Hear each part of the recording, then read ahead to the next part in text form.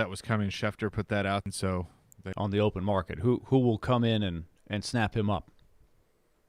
I think for the right price, a lot of teams will be interested. Because now it's like Fournette last year. Of course, he's probably not as attractive as Fournette, but he's a guy that has been a pretty solid situational or number 2 guy who, he has his moments usually year in and year out. In the same role, you would think he could do that for somebody else, the right team. And they wouldn't have to pay very much. Well, we don't know that. We don't know what he's wanting because clearly money's an issue. He wasn't even willing to take a pay cut. Yeah, well, now he's cut. Now we know how that works. I mean, it's just the market's silly. Different now. maybe he wanted out. Maybe he knew the consequences. But, I mean, if you're a player and you don't know kind of how this works, we've talked about this before. I've brought this up on the show many times, yeah. Bosses may ask you. They're not really asking. They're telling you. But they're phrasing it in a form of a question, but they're not really asking. Yeah, and you have a right to go elsewhere. Sure. See what you are worth. Right. They were asking him to pay a cut, but they were really telling him he needs to take a pay cut, and he refused. And so there you go. Yeah. I do think it's funny, too, when they say, well, you don't really have a choice. Actually, I do. I can walk away. Sure. It's like buying a car. There's a walk-away point. You can walk away. So maybe that's what happened here. They released him. I think he'll get a job. It'll probably be one of those after week 1 when they don't have to guarantee the salary, but I think the market will be there for him. I don't think there's any doubt he'll land somewhere. I mean, Latavius Murray's only 31. Right. 31, but not with a ton of mileage on the tires. But that's always a tricky age for a running back. How is he in pass pro? That's a good question. Great question. I'm just saying. Yeah. I mean, I thought about it when I saw that was happening. I'm like, might be worth a phone call. I mean, he's, obviously Kamara was more of that, even though he's the go-to back, he's a change of pace, shifty, can catch the ball. Murray's not that. And so, but the Titans obviously need something in pass protection and a back like that.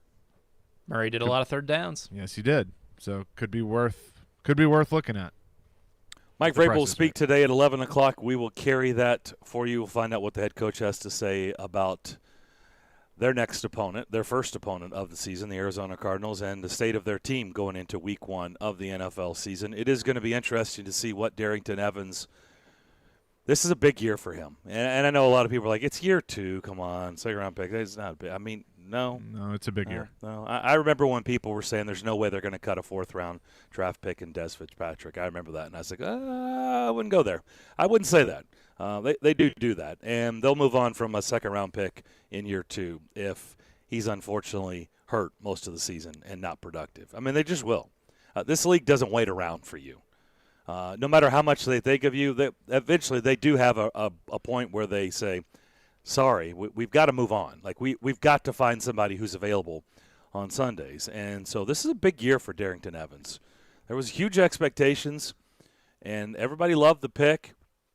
Can he be that compliment guy that gives Derrick Henry a little bit of a break? And so far, that has not been the case, and we'll find out if this year that's the case, because right now they've been way more comfortable turning to guys like Jeremy McNichols and others, right? And who knows who it'll be this year if Darrington Evans. We will get at least some vague. I mean, I'm curious about the injury report, which comes out, as we know, on Wednesdays, but we know how vague people can be. Full participant, limited participation. Sometimes they give you the injury, sometimes they don't. I wonder if we'll get any sense of not only for Evans, but for some other guys. David Long has been missing for a while. Just other guys. Like, is he on a milk carton or? Well, he hadn't had practice. People have been watching for him. He's a guy that you would think with his pass coverage strength against this particular team, he's an important guy in this game plan. But if he can't play, that's a big thing. So there's a lot of guys. I was listening to an Arizona Cardinals podcast this morning. If you think the Titans have a lot of questions, they have equal amounts of questions. There's so many teams across the league that have sort of the same set of circumstances. Players that have come off an injury, new players, players that haven't played much in the preseason games. All of these things are plaguing the Cardinals as well as the Titans, and I'm sure if you go right down the line, everybody's got questions. But we'll start to get answers on Sunday. Is there an NFL team that's exempt from that other than the Bucs? I mean, I don't know of a team that you don't have. I mean, Tampa Bay may literally be the only team in the league where I don't know what the question marks would be because they return to – I mean, how many times do we ever see, like, the whole roster return in the NFL, especially after winning? Like, that just never happens. But I know. They did. We talked about our tiers yesterday, and I think that's one of the easy reasons why you see them at the top. The Chiefs are not far behind. The Packers not far behind because they seem to have less questions. Well, at least in Green Bay you can question, is the Aaron Rodgers saga ever going to affect the team? Right. At least that is a question mark you can throw out there, whether it's legit or not. It wasn't legit last year, but who knows, could be this year. I mean, who knows? They may grow weary of it. I mean, they may just get tired of it. I don't know. But, I mean, Tampa and Kansas City seem to be like the only teams where you really – I don't know really what big question marks you've got because everybody else in the league, you can identify 2 or 3 really legit questions of, I don't know. I don't know if that's going to work. I don't know if that person's going to, what they're going to be.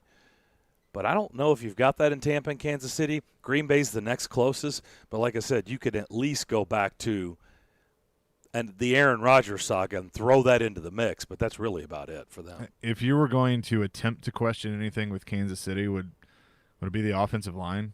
Just, I mean, they're starting Trey Smith, it seems, a rookie at right guard. They had an opt-out last year. But, I mean, that's grasping at straws, just trying to find something there.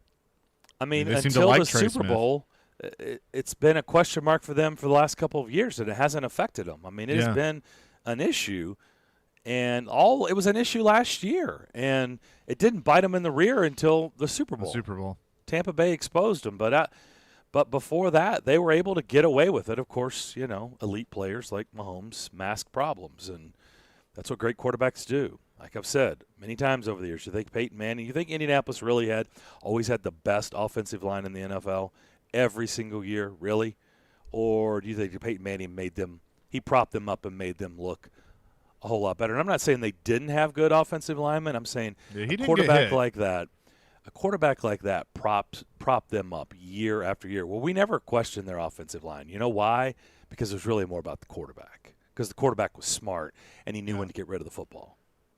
Right. And if he wasn't and he was getting sacked all the time, we'd be questioning Indianapolis' offensive line.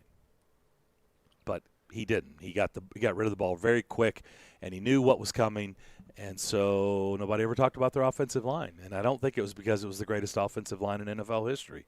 Just think the quarterback was pretty good at what he did. All right, we'll come back. We'll head over to the campus of Belmont. We'll talk to their head basketball coach, Casey Alexander. We do that next here on the DDC ESPN 102.5 The Game. But first, let me tell you about BetMGM. Get your payout before the game's out with BetMGM. Place a moneyline wager on any Thursday night football game, and if your team is up by 10 or more at halftime, you win. That's a full payout for only half the game, no matter what happens the rest of the way. Simply go to your BetMGM account and opt in each week to the Thursday night halftime payout promotion. Want to continue wagering in the third quarter? Keep it rolling with BetMGM's extensive live betting options. Need to hit the sack early? Use your winnings to place a one-game parlay on Sunday and go for the gridiron glory. If you're new to BetMGM, download the app today and see how you can turn halftime into cash time. Make a moneyline bet on Thursday night, and if your team is up by 10 or more, you'll win at the half. Only at BetMGM. Opt-in required. Must be 21 years or older. Must be in Tennessee. Visit BetMGM.com for a full list of terms and conditions. For problem gambling support, call the Tennessee Red Line at 800-889-9789.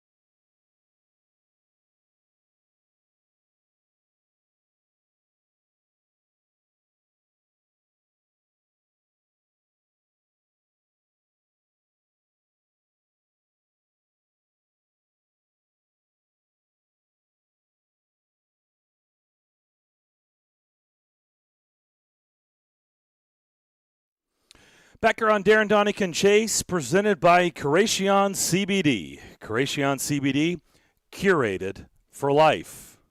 Darren McFarland, Willie Daunic, Chase McCabe with you. We say hello. We head over to Belmont's campus and speak with their head coach, Casey Alexander. Casey, how you doing? I'm doing great. How are you guys? What's new and exciting? See, basketball season's just around the corner. Is it? I Is mean, it? Any day now. Any day now. Okay, well, We've tell got us some about football it. stuff to take care of first, but yeah, basketball's not too far away. Well, tell us about your schedule. So when do you guys get cranked up? Yeah, it almost never ends anymore, which is a great thing. We get our players for quite a bit of time in the summer, and it always feels like we're in season. But the official start to our season, gameplay, is November 9th. 2 months from tomorrow. Are you ready to start getting asked the questions? How are you guys going to handle the pressure of being good? Because those questions are coming, you know. Yeah, and it's a good thing, you know. I mean, I think that's, you know, you'd rather have it that way than the other way for sure. You know, and I totally trust the makeup of our team. I think the best part about it is we got a lot of older guys. Leadership's good. They understand what it's all about, and as Joe Madden likes to say, never let the pressure exceed the pleasure. Look at you. Gosh, what a good quote. Last year was different for everybody. How do you think this year is going to play out? I mean, do you think because of last year, and we're in a better place? We're not there yet, but we're in a better place. Do you feel like it'll feel a whole lot more normal than last year? How do you anticipating this season playing out? Yeah, totally will feel more normal than last year. There's no doubt about that. But we've already learned some tough lessons just in the few weeks that we've been back at school that, you know, it never goes according to plan. You know, Yeah. We've got 14 guys on our roster, and we had 7 available yesterday for different reasons. And so I think what we learned from last year is that we can handle anything, and it just comes with the territory, and you just kind of pick up the pieces and move on, do the best you can. Why are you so excited about this year's team that's coming back? Which, by the way, is it literally like the whole team coming back? I mean, you don't have any new faces, do you, or very few new faces? We return, I'm going to say 97, 98% of our minutes and our scoring. So we lost one player, you know, that was, I guess, technically about our 12th man. So it's not entirely everybody, but we returned the bulk of our team. We had no seniors on last year's team. We have 5 fifth-year seniors returning, all of which have already graduated from Belmont and are in graduate school, all of which could come back for their COVID year next year as their 6th year, even though none of them will. But, you know, so that's what we're most excited about. And, you know, not just being old, but, you know, you take a guy like Nick Muzinski, who's already a 3-time all-conference player, and he's back, and Grayson Murphy, who's on path to set the all-time OVC record for steals and assists. And those are 2 pretty good bookends for a team that's got some ambition for postseason play. No doubt about it. So, yeah, you are just about a month out from your first game against Ohio. So, and I know we'll talk to you as we get closer when you're getting ready to truly get it cranked up. But early on, and we've talked about this with you in the past, but especially with a team like this, what are you going to try to accomplish, like, out of the gates, like maybe like the first 2 or 3 weeks? What are you looking to gauge as the head coach of this team early on? Yeah, it should be more a measure of pick up where you left off scenario for us this year. As far as, you know, we know what our personnel is. You know, we know what we can do. There's not going to be a lot of surprises. You know, so that doesn't mean you walk in and you just and you play great from the beginning, but there's no real time of getting our feet wet. Let's see what we have scenario, which is often the case when you start the season. Yeah, you've got some intriguing games early on, LSU and Evansville, and I said Ohio. I mean, there's some Alabama, I think, is on there somewhere. I want to see a matchup with Iona. I hope that works out. I want to see Rick Pitino versus Casey Alexander. That'd be awesome. I'm 0-1 against Richard Pitino, but never faced Rick Pitino. So, yeah, it should be interesting. We do have a lot of, you know, Ohio, for example. You know, they won an NCAA tournament game last year. We've got them on the schedule, and we open up our tournament in Orlando against Drake, who won an NCAA tournament game last year, and we got them on the schedule. And you know, and it's going to be competitive. It's going to be difficult. It's Belmont's used to playing a tough schedule. It didn't work out that way last year because of COVID, but we're kind of back where we belong as far as scheduling is concerned. Talking to Casey Alexander, head coach for Belmont. I want to go back to something you mentioned, Casey. You have 5 graduated seniors. They're all in graduate school. And one of the things I thought about, I mean, these are all guys that we've been watching play for you for a long time, but across the country, we know the transfer rule in general is different, but the graduate transfer, it's never a given. You see all kinds of mid-major players jumping up and trying to play a year for a major team, but all these guys wanted to come back and play for Belmont. I think that says a lot. Yeah, I agree that it does.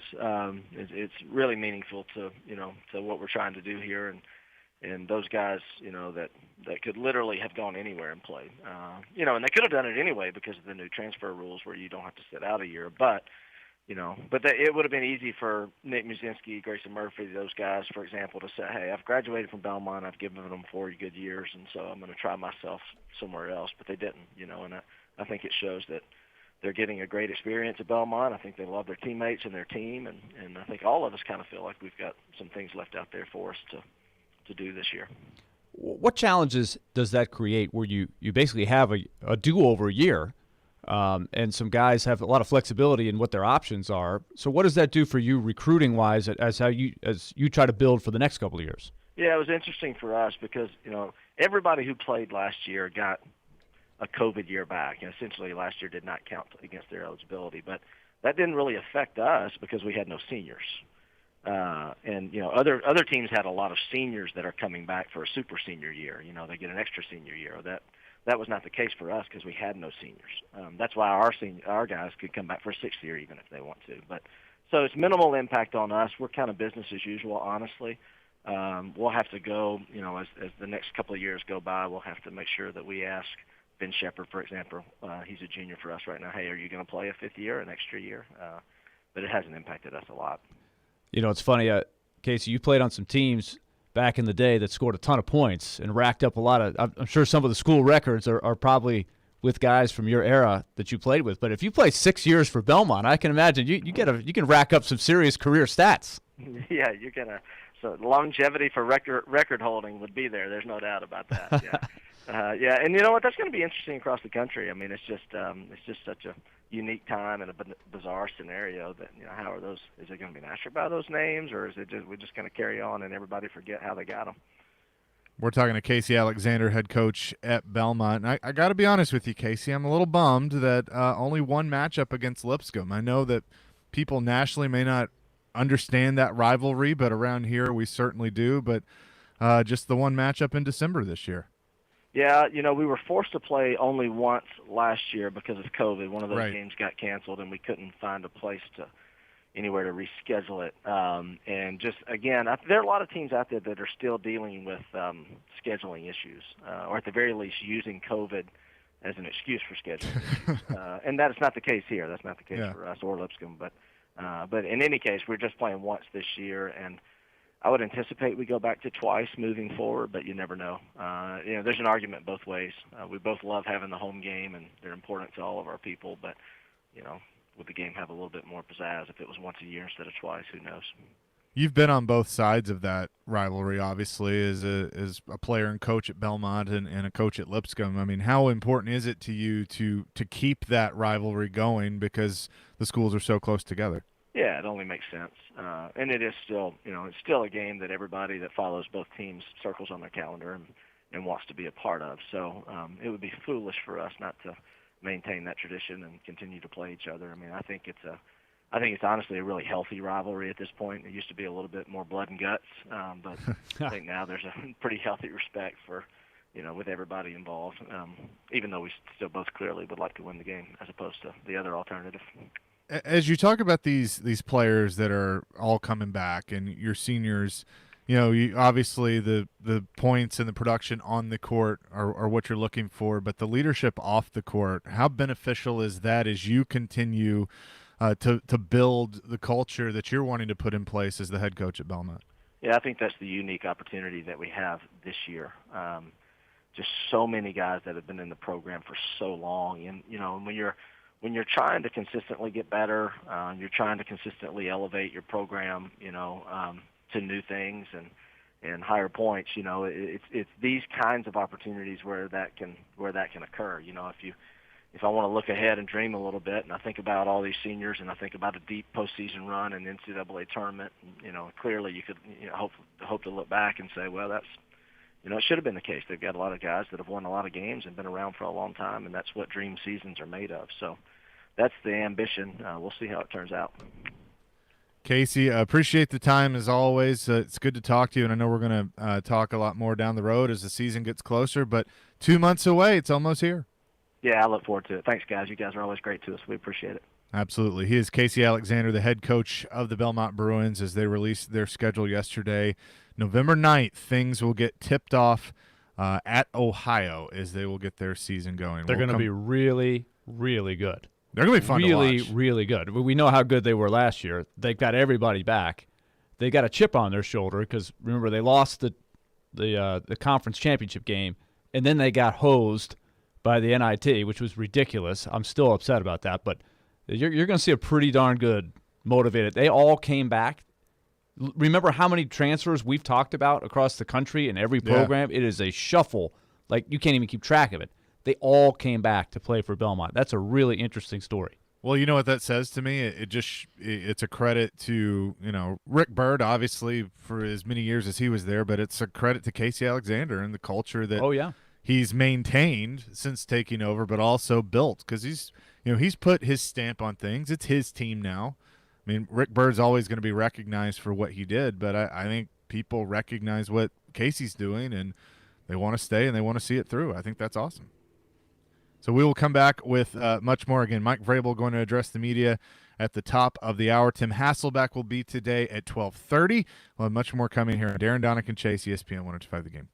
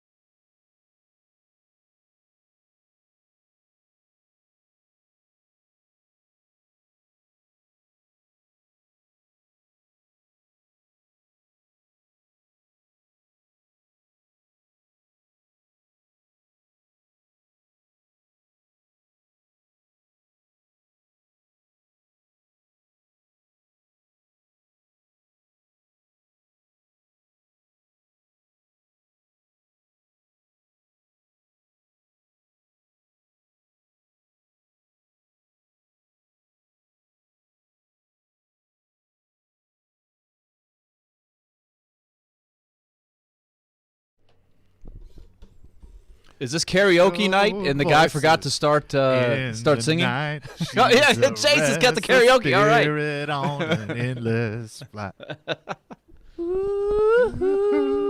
Witchy woman, see how high.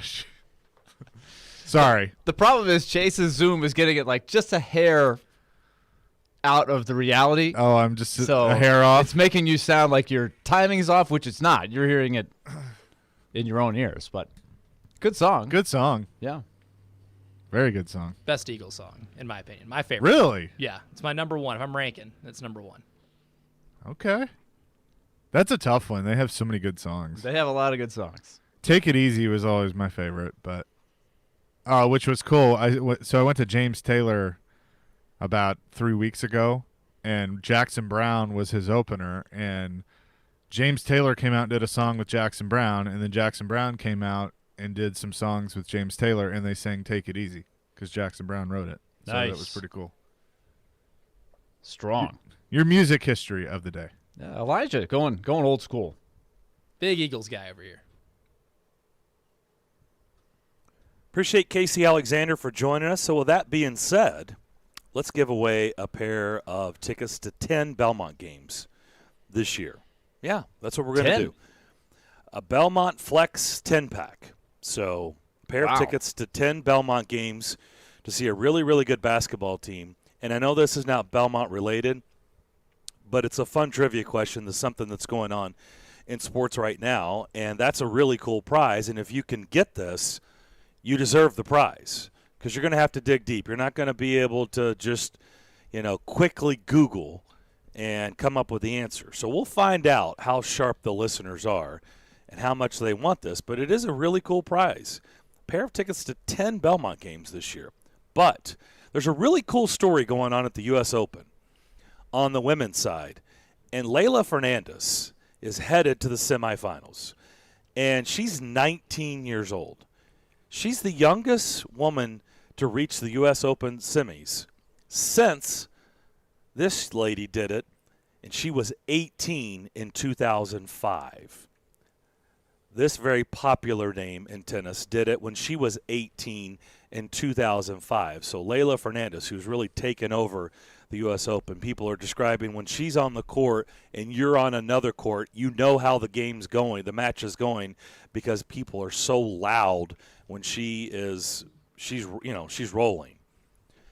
People have really taken to her side, but she's the youngest female to reach the semis since, and she's 19 since this young lady did it when she was 18 in 2005. If you can get that answer, we will give you a pair of tickets to Belmont basketball for 10 games this year.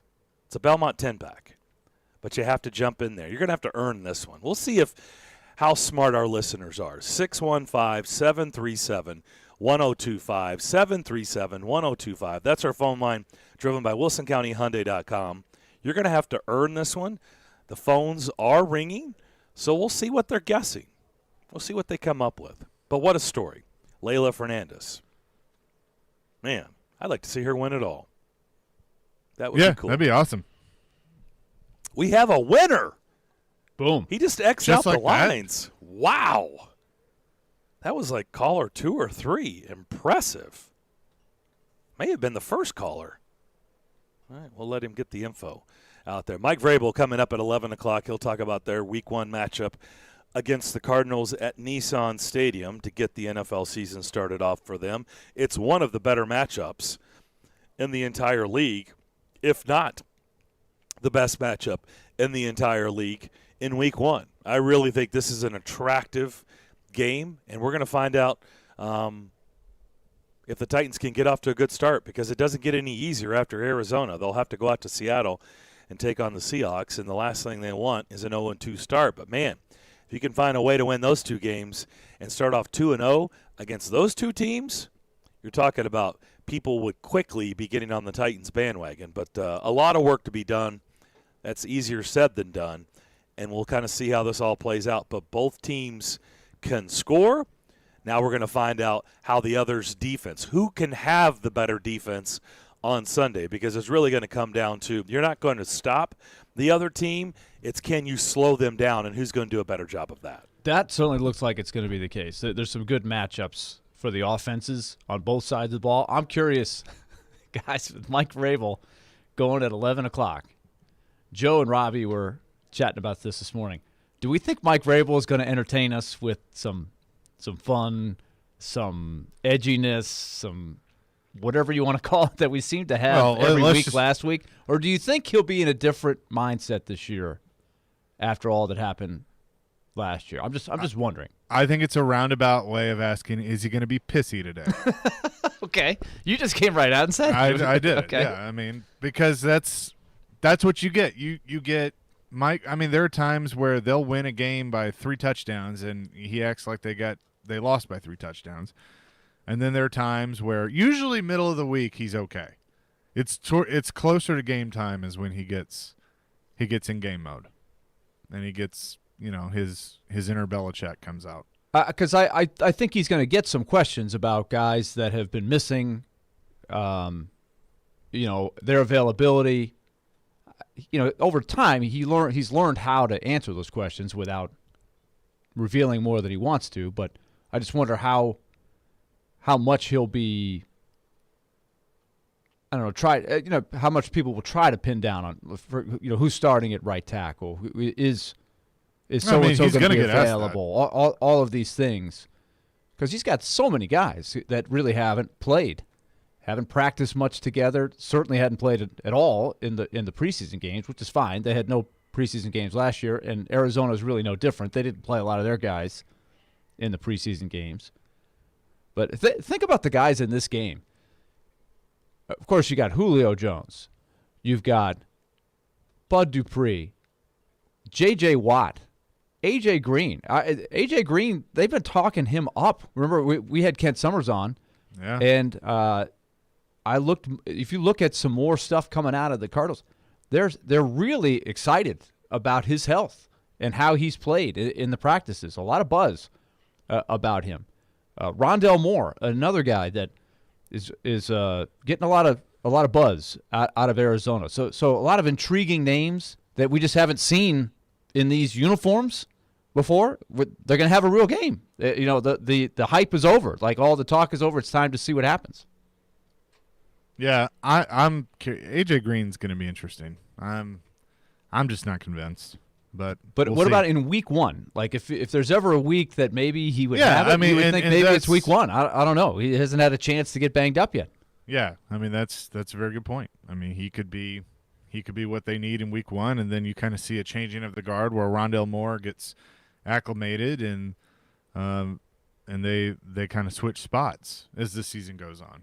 I don't know, but I'm curious of the matchups, and I guess I was trying to think about this, and I'll see what you guys think. With the Titans defense, put the win or loss aside. Obviously, you want to win the game, but what do you need to see out of the defense in one game to go, okay, what I saw in preseason matches up. I feel better about this. Not saying they're going to be the top defense in the league, but they're certainly not going to be the last. There are improvements. Because if you say, well, they need to sack Murray 3 times, that's easier said than done because he's a very mobile quarterback. I mean, that getting to him is not easy. You'd like to see that happen, but I just, what are you guys looking for when it comes to the defense in this game?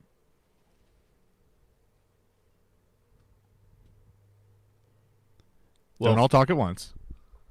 I can't see you guys, so I was wanted to see if Darren wanted to jump in there. I want to see how the secondary holds up, knowing that Caleb Farley is probably not, just from how they have positioned it this week publicly, that he's not going to be in a big role, at least to start the game. I don't know how the game could unfold. So can Christian Fulton play a good game from start to finish? Janoris Jenkins. There's a lot of new pieces there, and this is a really interesting team to face in the first game because you have a team that might come at you with 4 wide receivers in a lot of plays, maybe 75% of the plays. Rondell Moore A.J. Green, Christian Kirk, and, of course, DeAndre Hopkins, you're going to need a lot of DBs. You might play 5 or 6 defensive backs on a lot of plays. Who all is going to be out there? Remember last year we had so much fun saying, hey, there's a new guy for the Titans there. I'd never seen this guy before. He's out there playing half the time. Like, it took us a while to learn who Breon Borders was. Right. Breon Borders is probably going to be a main guy in there a lot, I would think. So how do they hold up? And, of course, the obvious question is, can they get some help from the pass rush? But like you said, Chase, it's a weird team. When it comes to pass rush, I think teams realize that if you come at Kyler Murray a lot and you're playing man coverage, he's just going to take off and run. So you might play a lot of zone. You might have more of a contained pass rush, trying to keep him in the pocket and force him to throw short stuff. I'm curious about the game plan. You got Shane Bowen here. This is a tricky game plan for your first game. And I'll say this too, Caleb Farley not being a starter, like, I don't think you have to be – I know people are concerned because it's the first-round pick and you want to see production out of the first-round pick after what happened last year. You knew this was going to be a process when you drafted him.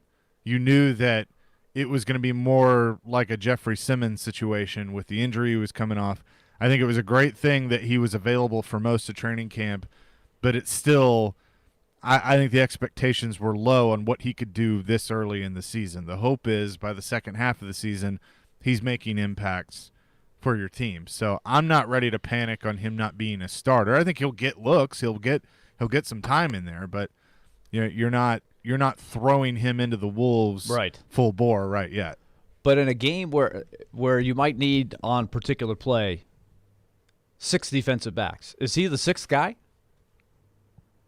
Or do they go with the extra safety? It's a really interesting question. And like I was saying before, like, if you're going to play a lot of zone, then maybe you go with more of a veteran that just knows how to play a spot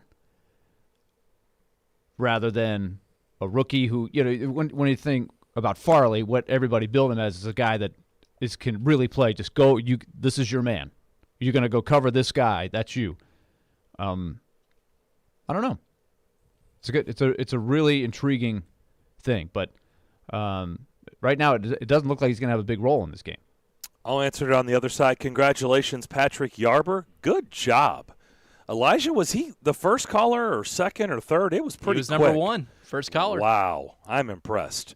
Maria Sharapova.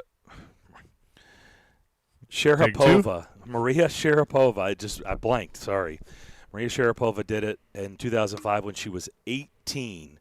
So good job, Patrick Yarber. You get to go see some good Belmont basketball games this year. We'll come back, wrap up hour number 1. Willie, first tell everybody about the Preds.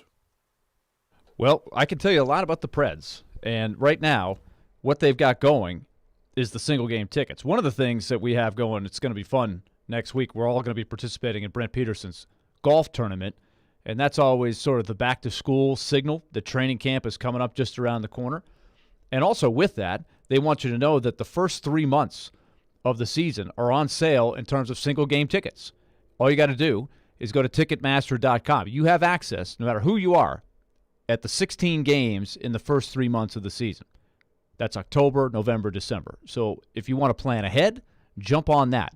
Now, of course, the best way to get the best tickets, the best deals, is to be part of the Loyal Legion, a citizen of Smashville, a season ticket holder or partial. They can hook you up with that as well. And the bonus is, of course, that if you are part of the Loyal Legion, you have access to the outdoor game. That's coming up on February 26th, right after the Winter Olympics are over. So make sure you have the ability to get to that game in full force, because that is going to be a spectacle for sure. So how do you do this? Just go to NashvillePredators.com/tickets. You'll see all the information you need, and we will see you in Smashville.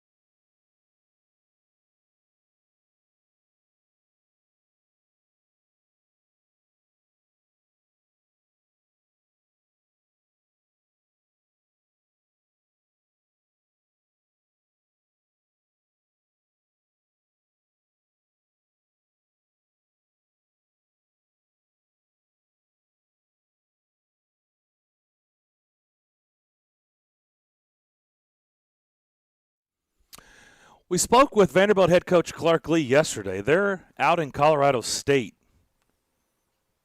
this Saturday night, but they'll be back home the following Saturday taking on Stanford. Be entered to win your way into that game. So one winner will be chosen next Monday. So that'll be Monday, September 13th. All you have to do, remember, get over to our game YouTube page and subscribe, and you'll automatically be entered to win tickets to see Vanderbilt and Stanford. So to answer the question, what do they need to do? What do you need to see on defense? Well, it's about what I've been saying. They're going to have to figure out a way to get some stops, something they could not do last year. They're going to have to find a way when they get themselves in a third down situation, which typically you're one down away from getting off the field, which is the ultimate goal. They're going to have to figure out ways to get Kyler Murray and that offense and get them off the field. And so I want to see how they do on third downs this year, and I want to see if they can get to the quarterback. I'm not expecting a ton of sacks because Kyler Murray is elusive. He's got legs. He's young. The guy can run, and he's elusive, and he's going to rack up some yards on the ground. That'll be one of our pick six questions. You can bank that. So I don't expect a lot of sacks. In fact, I would be surprised if the sack total is definitely going to be, I wouldn't go any higher. I think two. once. Two is a stretch, I think. A stretch. I mean, I think one is probably a good day at the office for them. I if smell they a can pick get to, six. I smell a pick six question. Well, he just said that, so yeah. Yeah, I like it. I like it. So I'm really. that's, I'm that's thinking, what I want to see. I'm thinking pick six because I only had two. Last week. I've got to get. I got to get the right mindset. So I think we're all, we're all on the same page. I think we're all. It's hard to say, oh, I want to see this number of sacks, this number of picks, this number of deflections. It's just make the stops on third down, get off the field, and one thing too that Mike Vrabel harped on a lot last year, and he wasn't wrong, is yes, they were not very good on third down, but it was also they were getting a lot of third and manageables for the offense because it played better just across the board is what they're trying to do and what you want to see. And if there was any indication in training camp and in preseason, then you're going to see an improvement. It's just how much that improvement's going to be. It was good in preseason. There's no doubt about that. It was good in preseason, but it's preseason. But, it is what they gave up the fewest amount of points in preseason. But we'll see if there's any translation at all into the regular season. We'll see. Yeah, I want to read a text real quick from Chuck on our text line driven by WilsonCountyHyundai.com. Number one draft choice needs to be playing. If the time is now for the Titans, they don't have time for a project on defense. Chuck, I understand what you're saying, but again, how many hours did we spend talking about sciatica or sciatica, as Joe Rexford says, with Caleb Farley and the injury that they knew he had? That this was a similar situation of this is a player that most likely would have been a top 10 draft choice that fell to them, that they got because of the concerns of the injury. You knew that going in. Now, you can make the argument the Titans shouldn't have made the pick because they were in this win-now window and you didn't have time to wait. That's fine, but what's done is done. So you knew this going in, that he's probably not going to be your every down starting corner from day one because of that. I think it was a very good and positive thing that he was able to be activated off the PUP list and start practicing, albeit in a limited role, as early as he was, but it still didn't mean that he was going to be 100% good to go as a starter from day one. Unfortunately, it's a project. I agree. You don't have time to wait around on everybody. They cut the fourth-round pick that they didn't have time to wait around on. That was a different situation. They didn't have time to wait on Des Fitzpatrick to figure it out. So they said, all right, we're going to cut you and hope we can bring you back on the practice squad, but it's a gamble, and that's what we have to do. I understand where Chuck's coming from, and certainly there's been a lot of frustration in this market because of Isaiah Wilson last year. Don't forget, if Caleb Farley, and this will be my question to Chuck, if Caleb Farley turns out to be Jeffrey Simmons by this time next year, or, by next year in year two, wasn't it all worth it, right? Because nobody now questions the Jeffrey Simmons pick. Yeah. And they had to wait for him. He's coming off ACL. And I get it. ACL is a little bit different than what Caleb Farley is dealing with, because some people are nervous, is this always going to be reoccurring? ACL is about rehab, and then you get past it, and hopefully you move on and you never have to deal with it again, hopefully. But Jeffrey Simmons has been well worth it, right? And he's a guy, they never get him in that spot if it wasn't for the ACL injury. So I would just say, if he turns out to be what everybody thinks he's going to be, isn't it worth it if it's a slow start?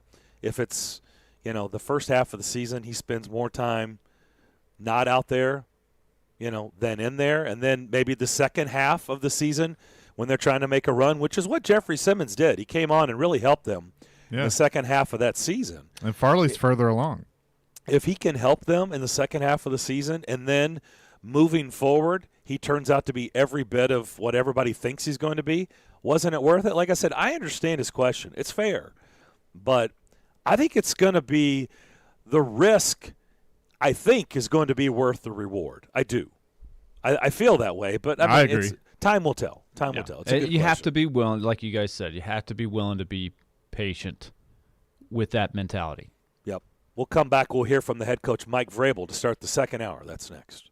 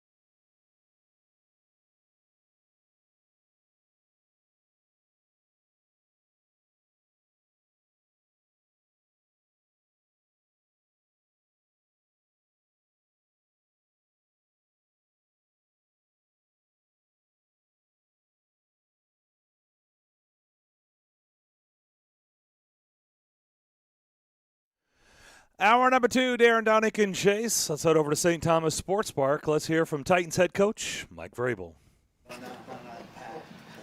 Well, I think that those are moments where in every game, throughout the game, everybody has decisions that they have to make. The players have to make them. Coaches have to make them. And when the players are out there, we hope that we've given them enough, advice, coaching, teaching, all those things on when to take chances and the techniques in which to use. If you're going to gamble and you don't think you can make it, obviously we want to stab through the pocket and, when you don't make it, that you can ensure the tackle. We just don't want to be, reckless and just, it's always the old adage of just trying to make a play. We'd like to make it a good one. Janoris has a lot of that in his past. Well, I mean, there's instinctive players. I mean, I think there's certainly, players that throughout their careers have been instinctive, and then the other ones that are, I think, still trying to develop it. As a player and coach, tough balance between having fresh legs on a team versus having a good amount of veteran experience. Well, I mean, I think some of our veterans, fresh legs or younger legs, I mean, I think that however old you are, if you can still play and do your job and function and play with the speed that's required to be an NFL football player, then, great. But, I don't really, age hasn't been a big factor. We're just looking at performance and, results. So it's, Julio is I think 32 now. What does it say for him? Not a ton of the guys that age are still in the elite class. What's it say for him that he's still getting the job? I mean, done? I think he's an elite athlete. Obviously, he's been gifted. He's a very gifted person. I think he's worked very hard. I think he focuses on a lot of those things that help him, be able to stay productive, at his age. And I think it's going to be, let's say, Roger or Ben or some of those guys that play a lot of football for us. I think we have to do a good job between them and myself and, our training staff and Frank, like what these guys need, how much they need and or how little to be able to be at their best on Sunday. I think that's something that's evolving. A lot of times over the years, what makes him such a difficult guy to prepare for, to cover on Sundays? I'm guessing you said DeAndre? Right. Well, I mean, he's an instinctive player. He's got a great relationship with the quarterback. He's a strong, great hands, strong hands, very good play strength. He's good with the ball in his hand, breaks a lot of tackles. But I just, all those contested catches that are, sometimes we used to joke, the tighter the coverage is, the better he likes it. So, we'll have to be able to compete and play through, some of that contact and that just, those contested catches. We're going to have to try to compete. You said a part of your initial conversation with Julio was you put the most on your best players. What would be an example of what you've put on him and how he's responded? Well, that goes for everybody. I mean, that's just something that we believe in, is that we're going to hold the best.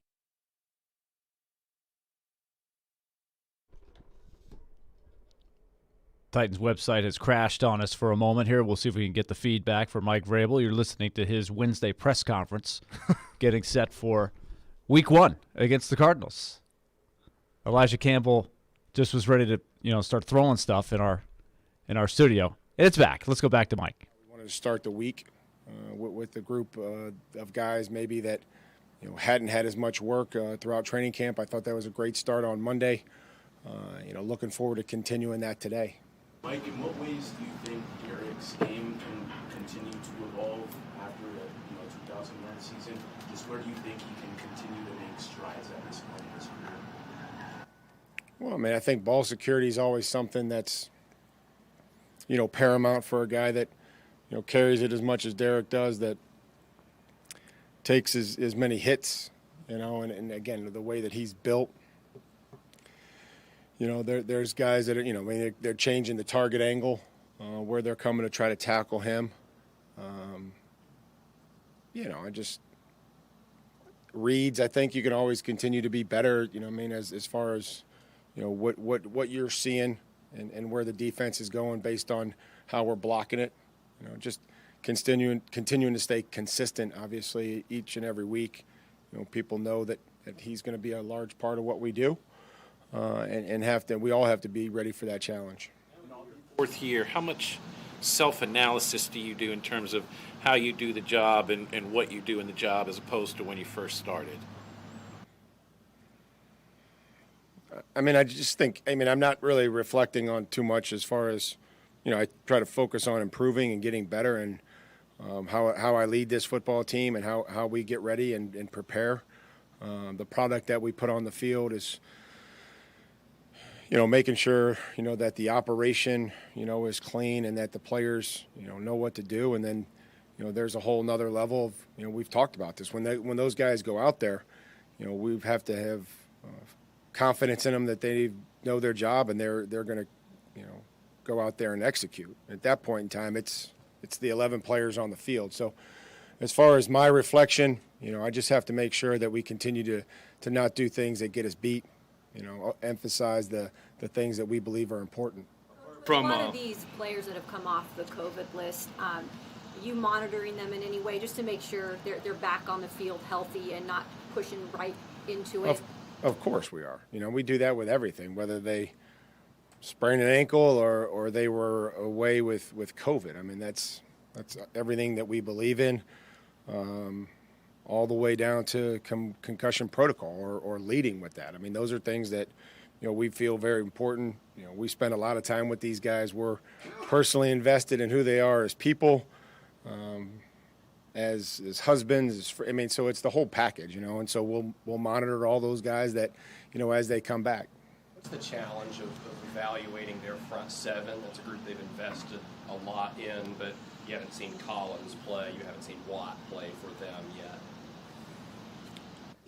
I think the skill sets of those players that you can see and you can evaluate, where they'll be.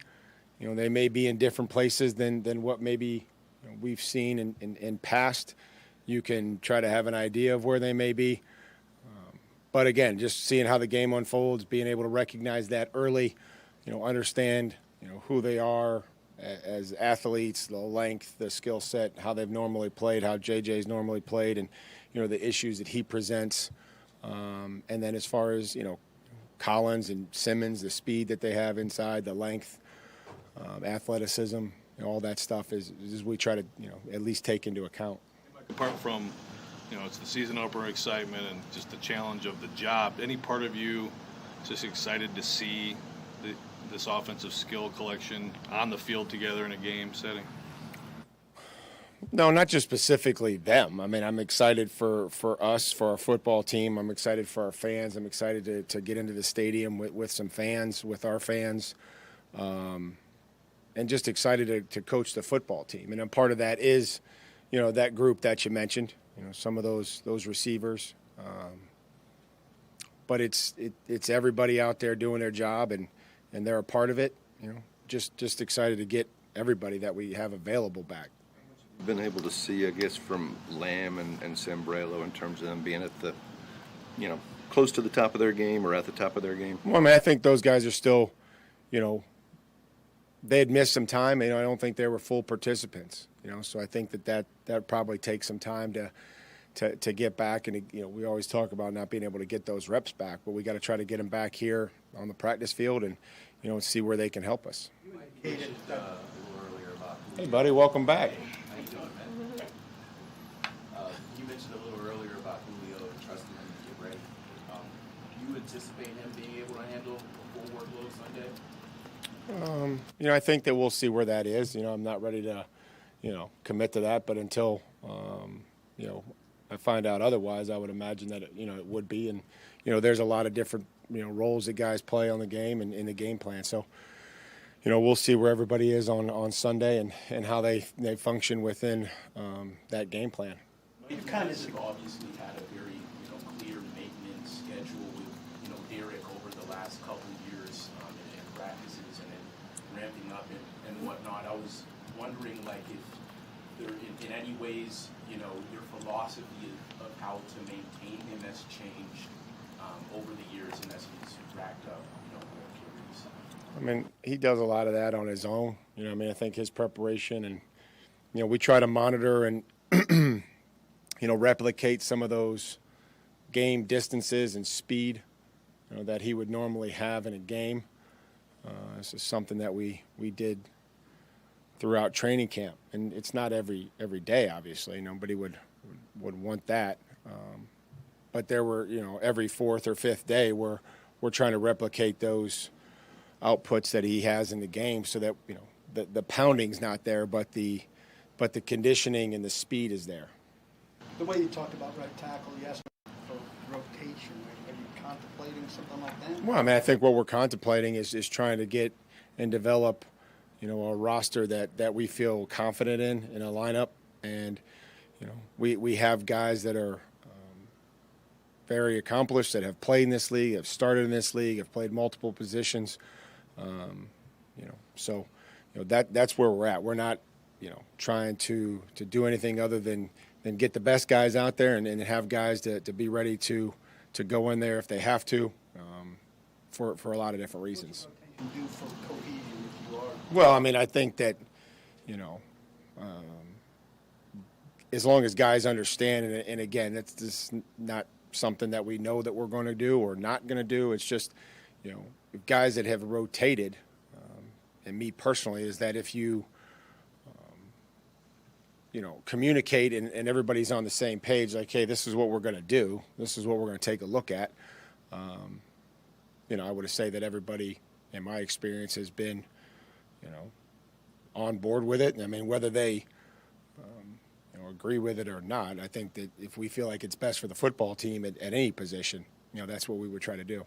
Michael stands out against the dual nature of Kyler Murray as a runner and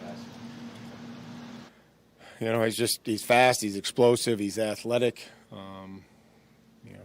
he's quick, great short area quickness, makes a bunch of guys miss, knows where the first down marker is every time he runs, very aware of that. Mentioned the other day the strength of his arm, as I thought was something that, not having studied him, really stood out. He seems pretty comfortable. Doesn't seem ever, too rattled.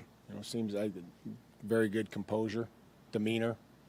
As far as your captains go, I mean, what are your expectations for them? I guess you've seen guys handle things differently, and I'm sure you feel like you got several guys in this locker room who could be captains. But as a head coach, what do you want your captains to do? Well, I mean, I think they represent the team and who we want to be, and help carry that message.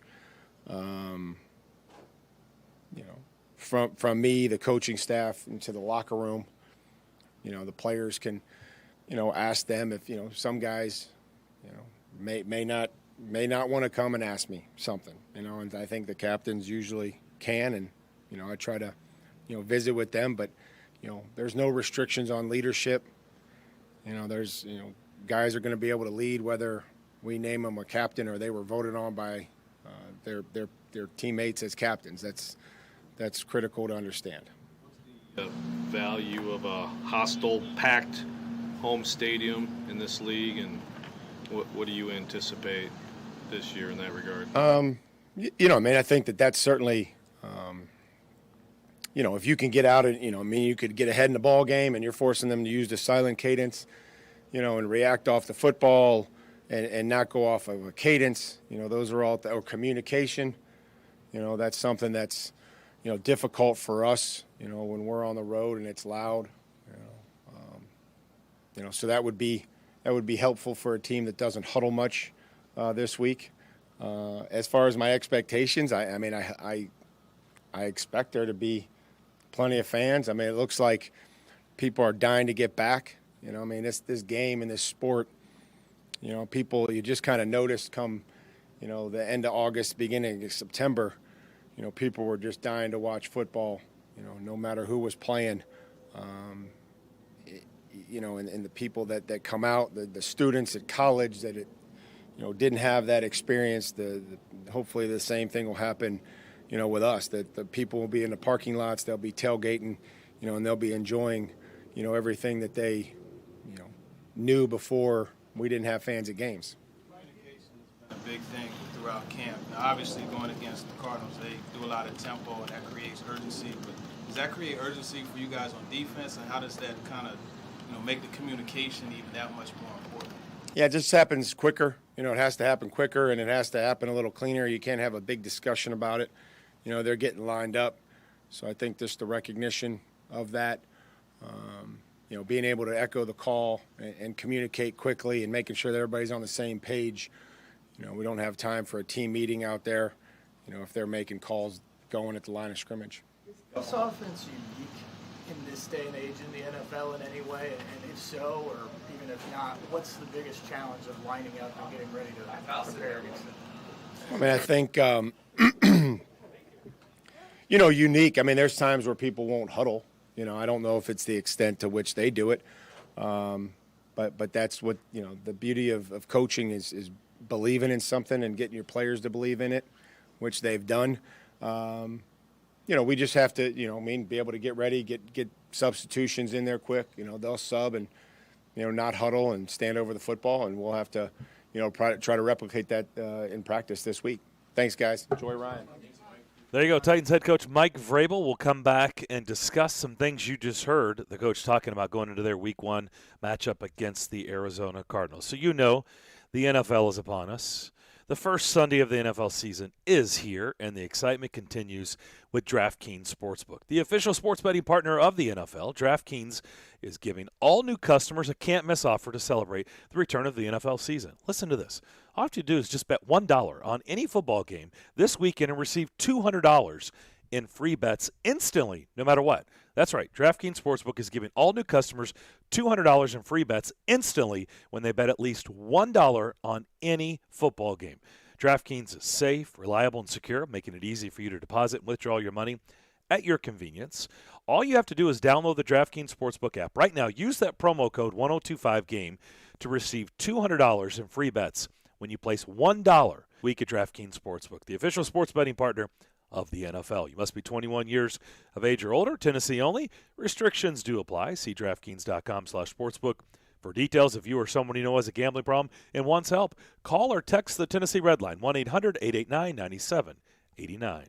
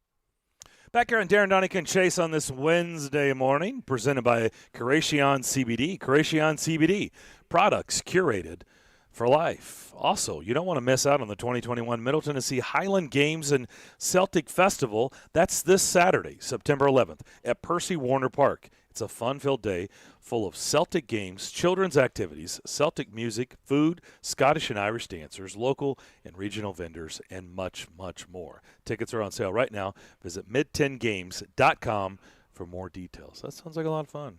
You never know. You get some Scottish and Irish dancers together. You never know what kind of party it's going to be. Sounds like fun. All right, Mike Vrabel. Don't know if he was exactly making week one sound like a party. He certainly has firsthand knowledge of what J.J. Watt and DeAndre Hopkins bring to the table with his days in Houston. Those are going to be two tough outs. It is interesting. Everybody knows DeAndre Hopkins is an elite receiver. Everybody knows he's arguably the best receiver in the league. It's either him or Devontae Adams, depending on who you talk to. But on the other side of the ball, we all believe J.J. Watt's a future Hall of Famer. He's probably going to end up in Canton. But what does he have still left to give to Arizona? That's what I think is going to be interesting this season. What do they have in a J.J. Watt? Is he still a major disruptor on defense? And I had this thought, too. On top of it, Darren, it's the same thing with A.J. Green. At this stage of their careers, I think everybody will wonder, can their bodies take the punishment over a 17-week season? And so if they were playing them in game 10 or 11, we're probably going to have a little clearer picture of what it is. But the X factor in week 1, in theory, J.J. Watt will be fresh. He'll be excited to be out there. But, of course, he hasn't played in the preseason games, I don't think, right? They're saving him for this. Yeah. Is it tougher to face them now before he's had any wear and tear? Like, is this the best J.J. Watt you're going to see? Or do you think he'll get better as he plays a couple of games? I don't know the answer to that. Here's the other part of this. When you mentioned those two players, A.J. Green and J.J. Watt, knowing their history and what they've accomplished in their careers, but also knowing the recent history with injuries, which one do you trust more? For me, it's J.J. Watt. J.J. It's pretty simple. The obvious answer. Right. That's my point. So I think if you're Mike Vrabel and you're the Titans, when you're game planning, you're still going to respect that, even though that may not be the same 99 that had 16 sacks in 2018, that's still J.J. Watt. And what Willie just said, with it being week 1 before the wear and tear, he's refreshed, new team, ready to show that he still has it, prove that the haters wrong, all those things. You have to respect that more than you would A.J. Green. I mean, he still had 5 sacks last year. He played all 16 games for the Texans. He's just not the same. I mean, he's 32 years old and has played a long career and has taken a lot of hits. So I think expecting him to be what he was is just not the right way to do it. But I don't think Arizona is expecting that. Arizona is looking at him as a complementary piece now. It doesn't have to be all about J.J. Watt like it was with the Texans, and therefore that's probably going to open up more doors for him to be successful because it's not all on him. I wouldn't be surprised if J.J. Watt doesn't flirt or have double-digit sacks this year. Really? Yep. Interesting. Yep. In fact, I'm willing to go on and say that's a bold prediction.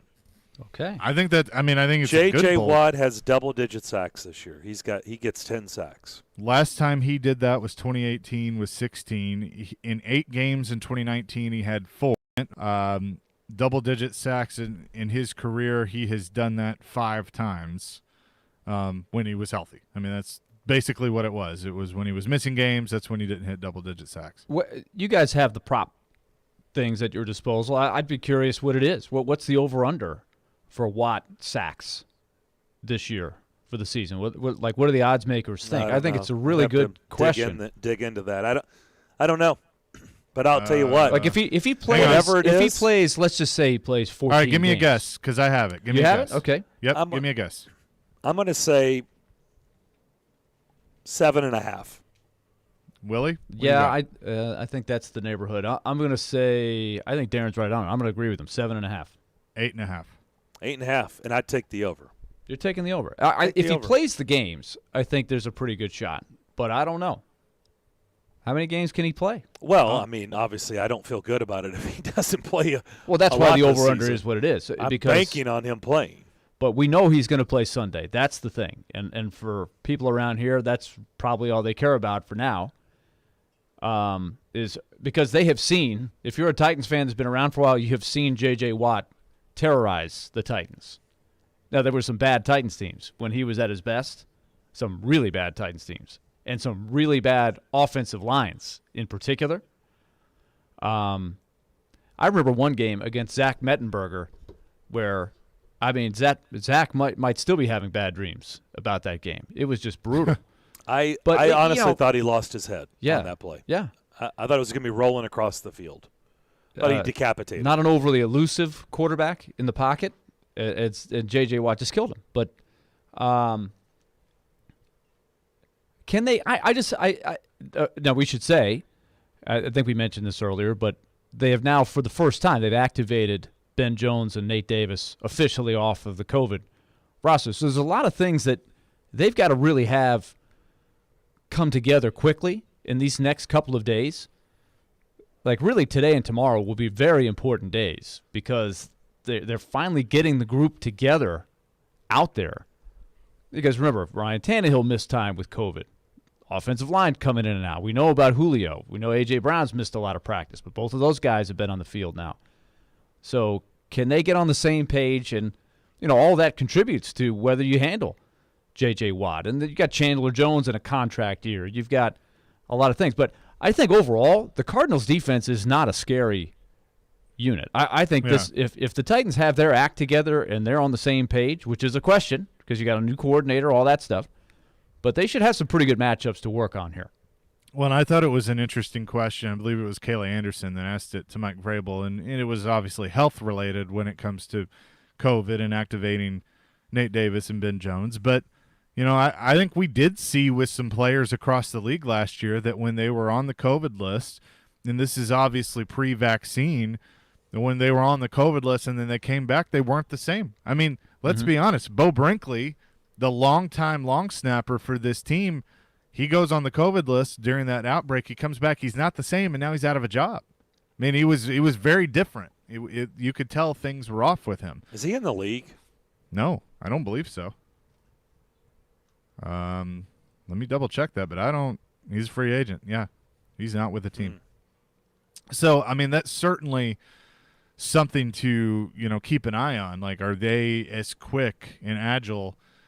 Simply because they haven't been practicing, because they've been on the COVID list. How much does that affect things? And I know that's not just a Titans problem. That's going to be something that all 32 teams are going to have to deal with over the course of a year. I mean, the Cowboys, it's been well documented on Hard Knocks that they've been going through it with some of their key players. But it's, as you go into game planning and thinking about all those things, it's certainly a factor.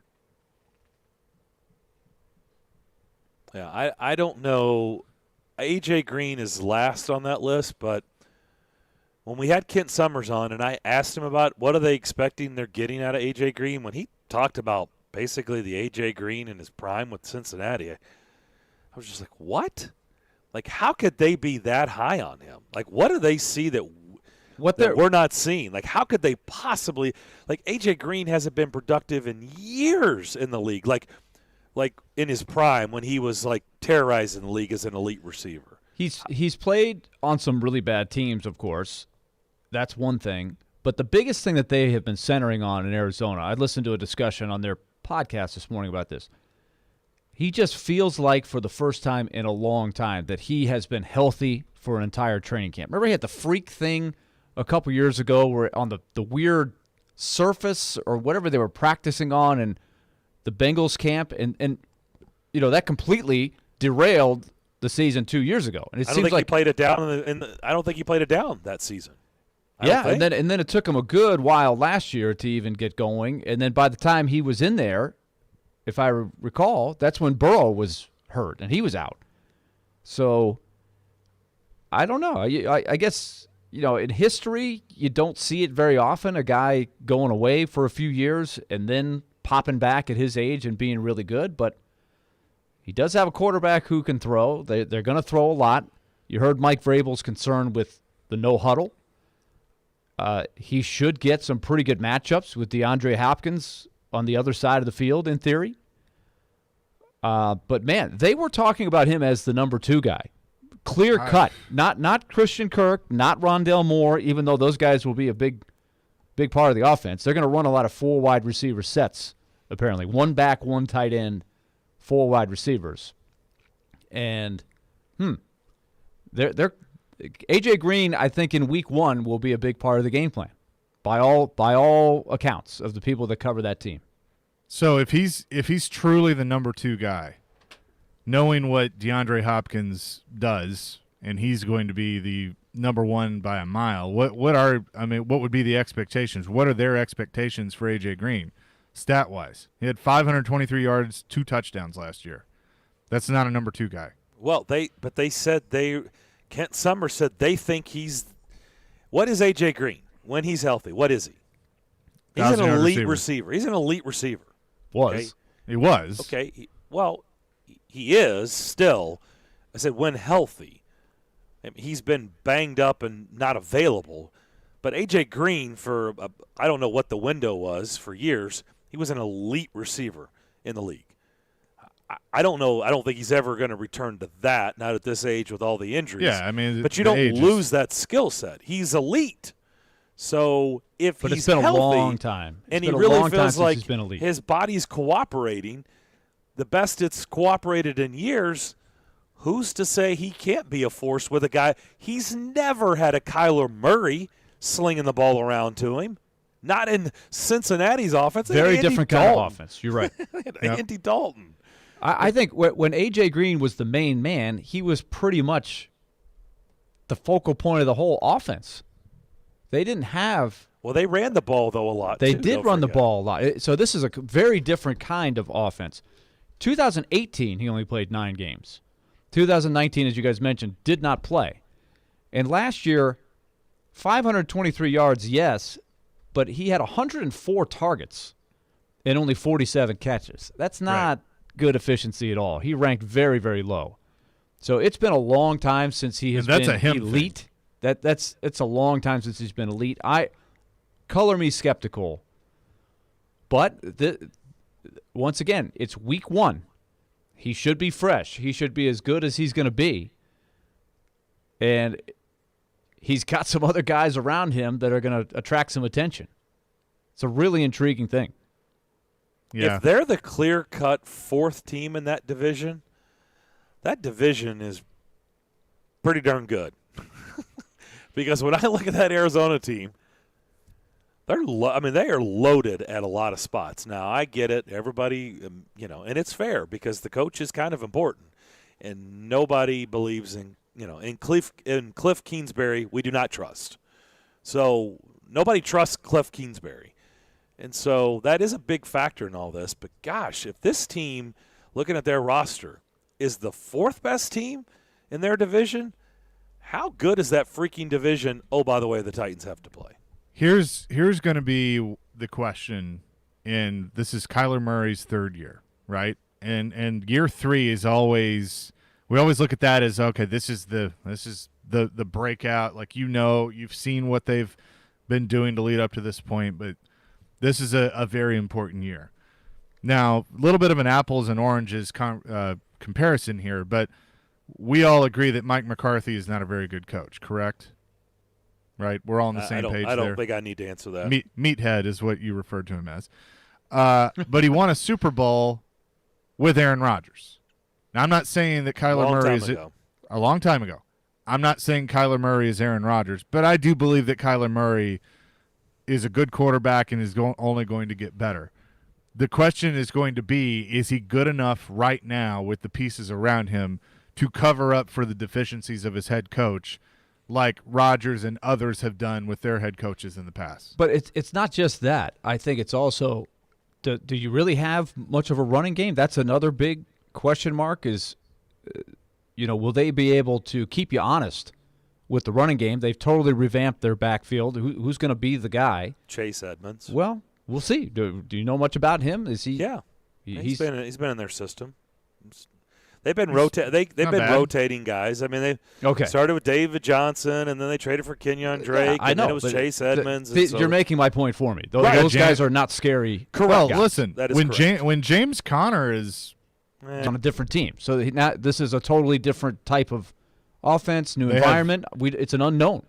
And they then have Eno Benjamin. we haven't even gotten to their defense. Their defense has huge gaps in the secondary, huge question marks. Who's going to cover Jones and Brown? I mean, every team's going to have to deal with that, but in particular, Arizona does not look equipped to match up with everything the Titans are going to throw at them.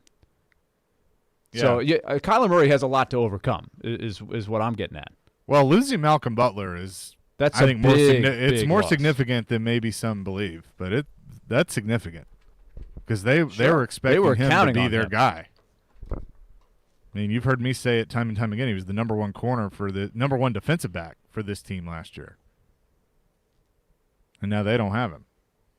So they're putting a lot of pressure on Marco Wilson, the rookie, to try and take some of that load.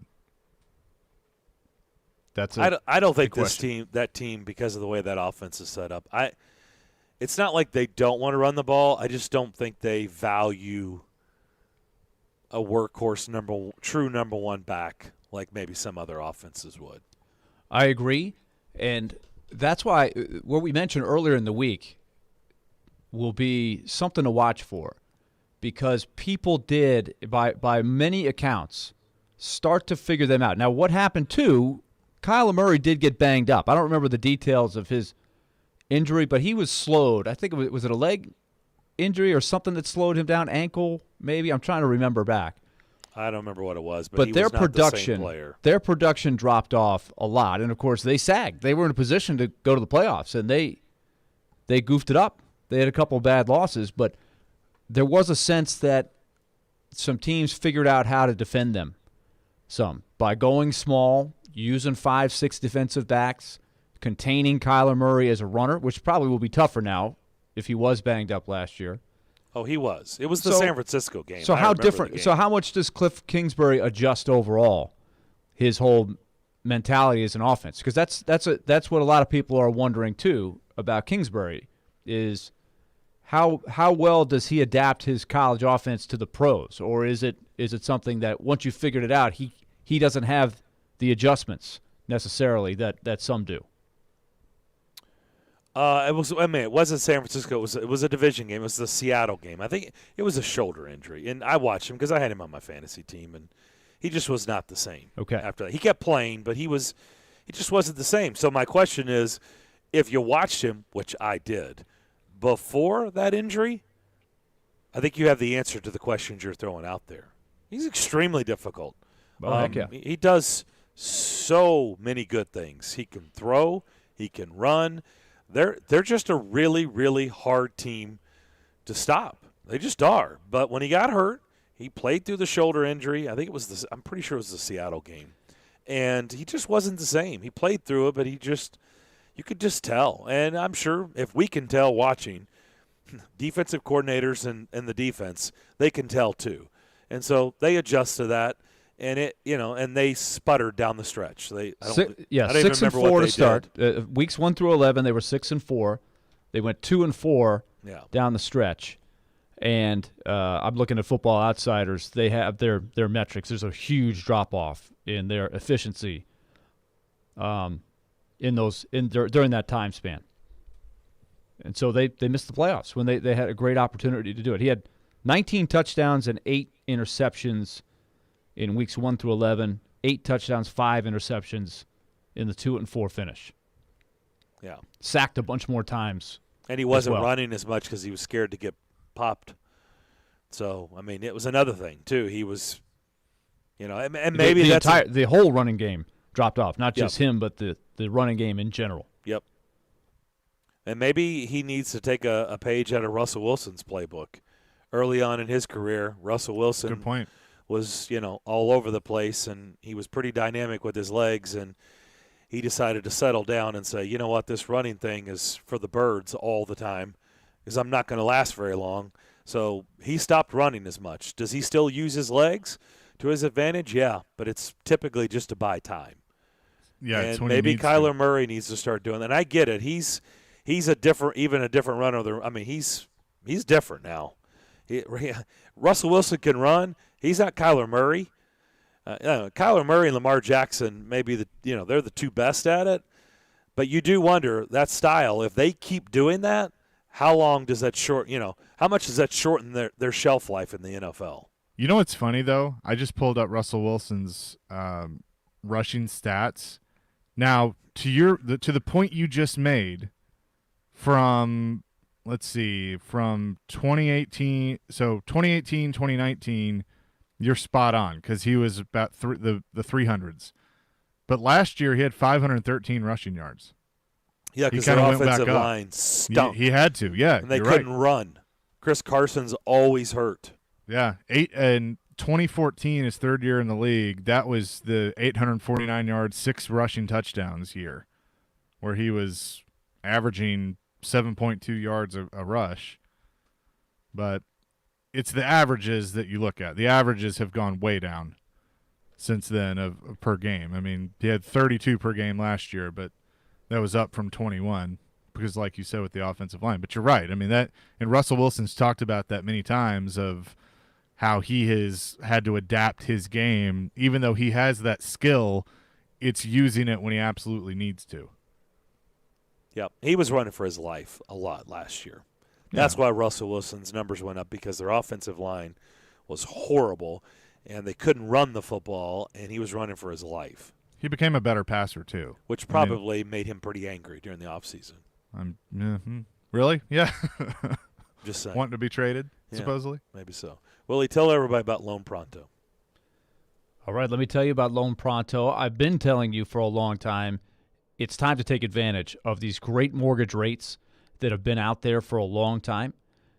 And they're going to go back up eventually. And that's what you need to keep in mind. You don't want to miss out on the opportunity to strike while the iron is hot. Number one, your home value right now is very valuable. We know this is a great place to live. A lot of people moving in. That's driving the value of your home way up.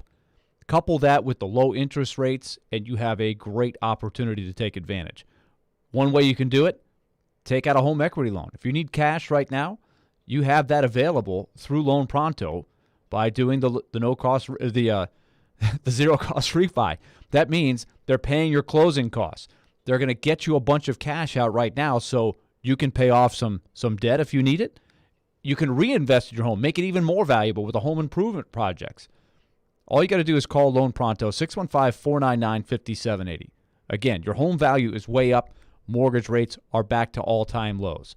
Call Loan Pronto, refinance, get cash out by calling 615-499-5780 or going to loanpronto.com. Act now. Equal housing lender. NMLS 1661781. Subject to lender approval. Not all loans eligible for zero cost option.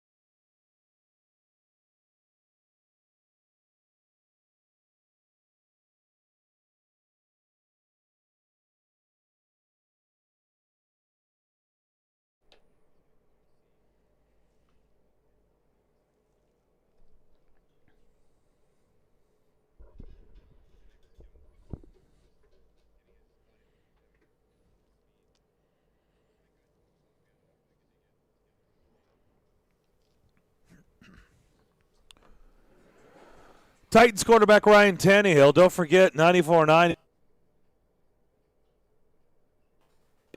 Listen in this Saturday.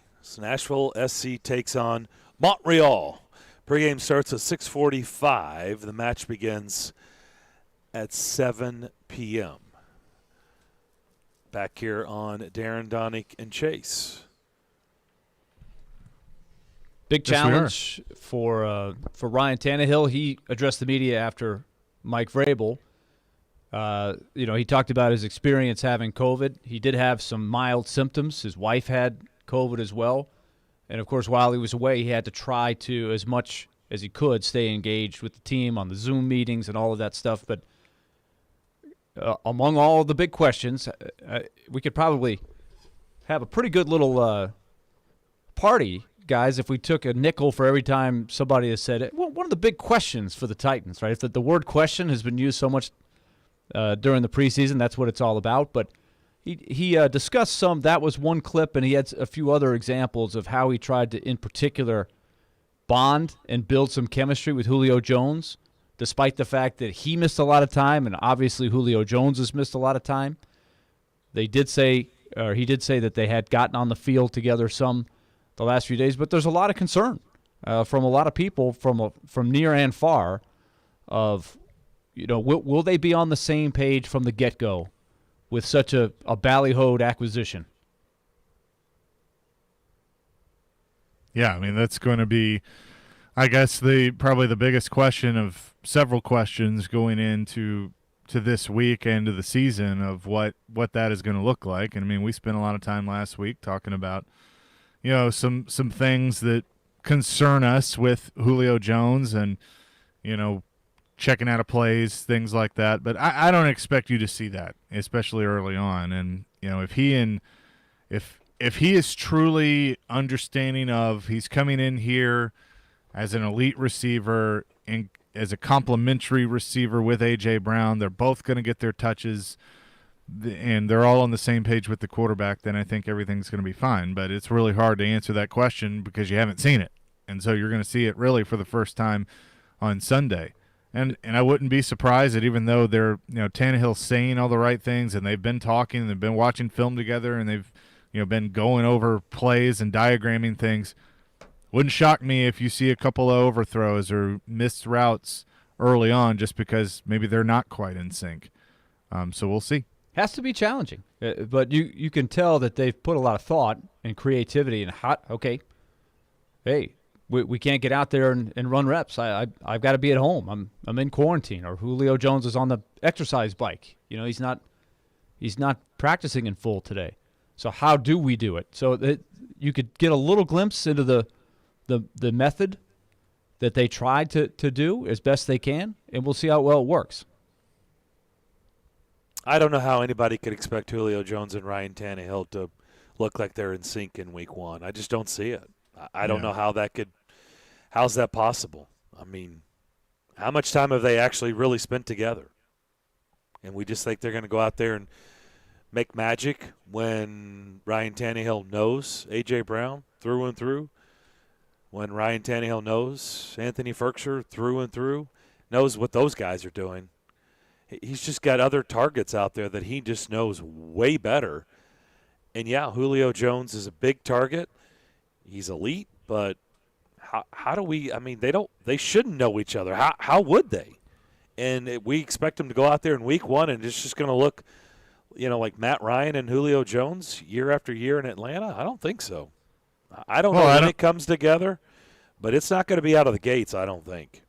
Yeah, and I mean, like you said, I don't think you expect that even if they had a full training camp and he was out there every day. I mean, it's still – you're talking about with the chemistry you had with Matt Ryan. I mean, that's years, and this is just months. So, I mean, I certainly believe it's going to take some time, but at the same time, with using the phrase that, you bring up a lot, and it's true, he's an elite receiver. Elite receivers figure it out faster than others. That's just in their DNA. Whether it's coming from Alabama to the Falcons and now coming from the Falcons to the Titans, he figures it out. And while I don't consider Ryan Tannehill to be an elite quarterback, I think he's pretty darn good and he's smart and he knows how to adapt enough to work with that receiver and play to their strengths. So, And let's also ask another question. How many plays will he be on the field? Remember how much we talked about Jadeveon Clowney in that respect last year? And they threw him out there. He played a lot in the first game, even though he hadn't practiced hardly at all. Josh Reynolds hasn't practiced a lot. So usage is going to be something to look for with all the pieces that the Titans have available on offense. All the wide receivers that we got a glimpse of in the preseason that were pretty good. None of them caught a pass from Tannehill, but in the games and in the practices, they all had their moments, it seemed like. So who gets used where is a big question. You heard Mike Vrabel today asked about Julio Jones, and they said, do you expect him 100% full out there, no limitations? He goes, well, we'll see where that is. He says, I don't want to commit to that. But he didn't sound confident. He didn't sound fully confident. He said, I expect that we will be. He thinks he's going to be all right, but I think he's treading lightly on that. And so that made me wonder, is he, especially in light of all that we went back through with the, what happened in Atlanta last year with him being selective. He came out of the game a lot. So how many plays does Julio end up on the field for this year, for this first week anyway? If I was to do the over-under Julio Jones catches in Week 1 against Arizona at 4.5, what are you taking? Over or under? Good question. Over-under catches? Catches, because you got to get targeted at least 5 times. How many times did in a given game Corey Davis only maybe get targeted 4 times? Or 5 or less, just to start with for that position. It's a fun game because it's so hard to really determine that because you don't know what you don't know what the offense looks like with him in it. You do have a guy named Derrick Henry you're pretty certain is going to catch carry the ball a lot. I mean, Derek's probably going to get – I still think Derek's going to get at least 18 to 20 carries in week 1. Sure. I feel pretty safe in saying that. Number of catches. Man, that's a good question. I'll say 5. And see, that's why my question of the over. number of plays he's on the field is directly related to how many targets you get, how many catches you get. If he only plays half the game, that really affects it. He could have 5 balls thrown to him, he catches all 5, then there you go. But is he going to get the customary? That was a Tim Hasselbeck stat over the summer when they made this deal, and we discussed it backwards and forwards. He said Julio Jones is the most targeted receiver among the most in history. Right? He's used to getting 10 passes thrown his way per game. I don't know that you're going to see that in week 1. I'll ask Tim Hasselbeck, over-under 4.5, taking the over-under, 4.5 catches. Yeah, I'll say Julio slightly Jones. over. Because I just think they're going to try and get him involved early and quickly. Chemistry Are they, aside, though? Are they? I think so. Do you I think have so. to? I don't think you have to. I just think they will. I mean, listen, I know you're trying to win a football game, but crowd factors into it. Can you imagine what that place is going to do the first time he catches the ball? I mean, if the look's there, then I think 17's going to 2. I don't know. I might lean towards the under there. I don't know. I really don't. I think we could do pick 6 all on just all on Titans the Titans props for that. Oh, yeah, no doubt question. about it. We could do pick 10. Yeah. There's no question. All right, we'll come back. Hour number 3 of the DDC next.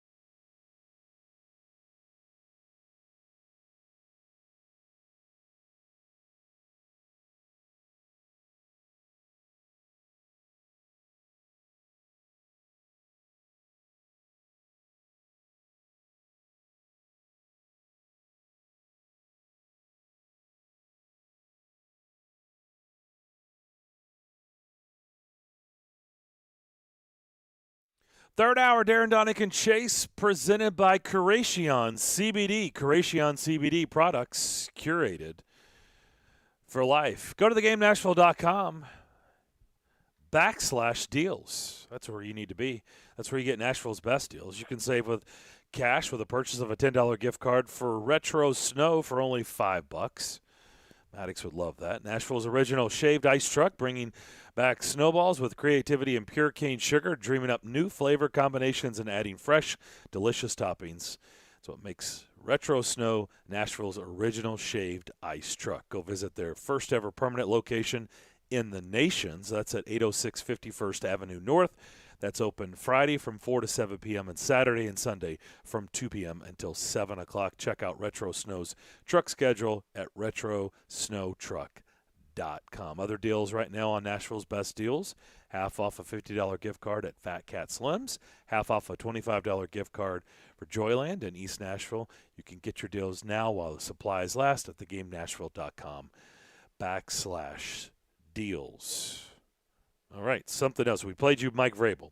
He spoke today at 11 o'clock, getting ready for Arizona. Of course, today is also when the injury report comes out.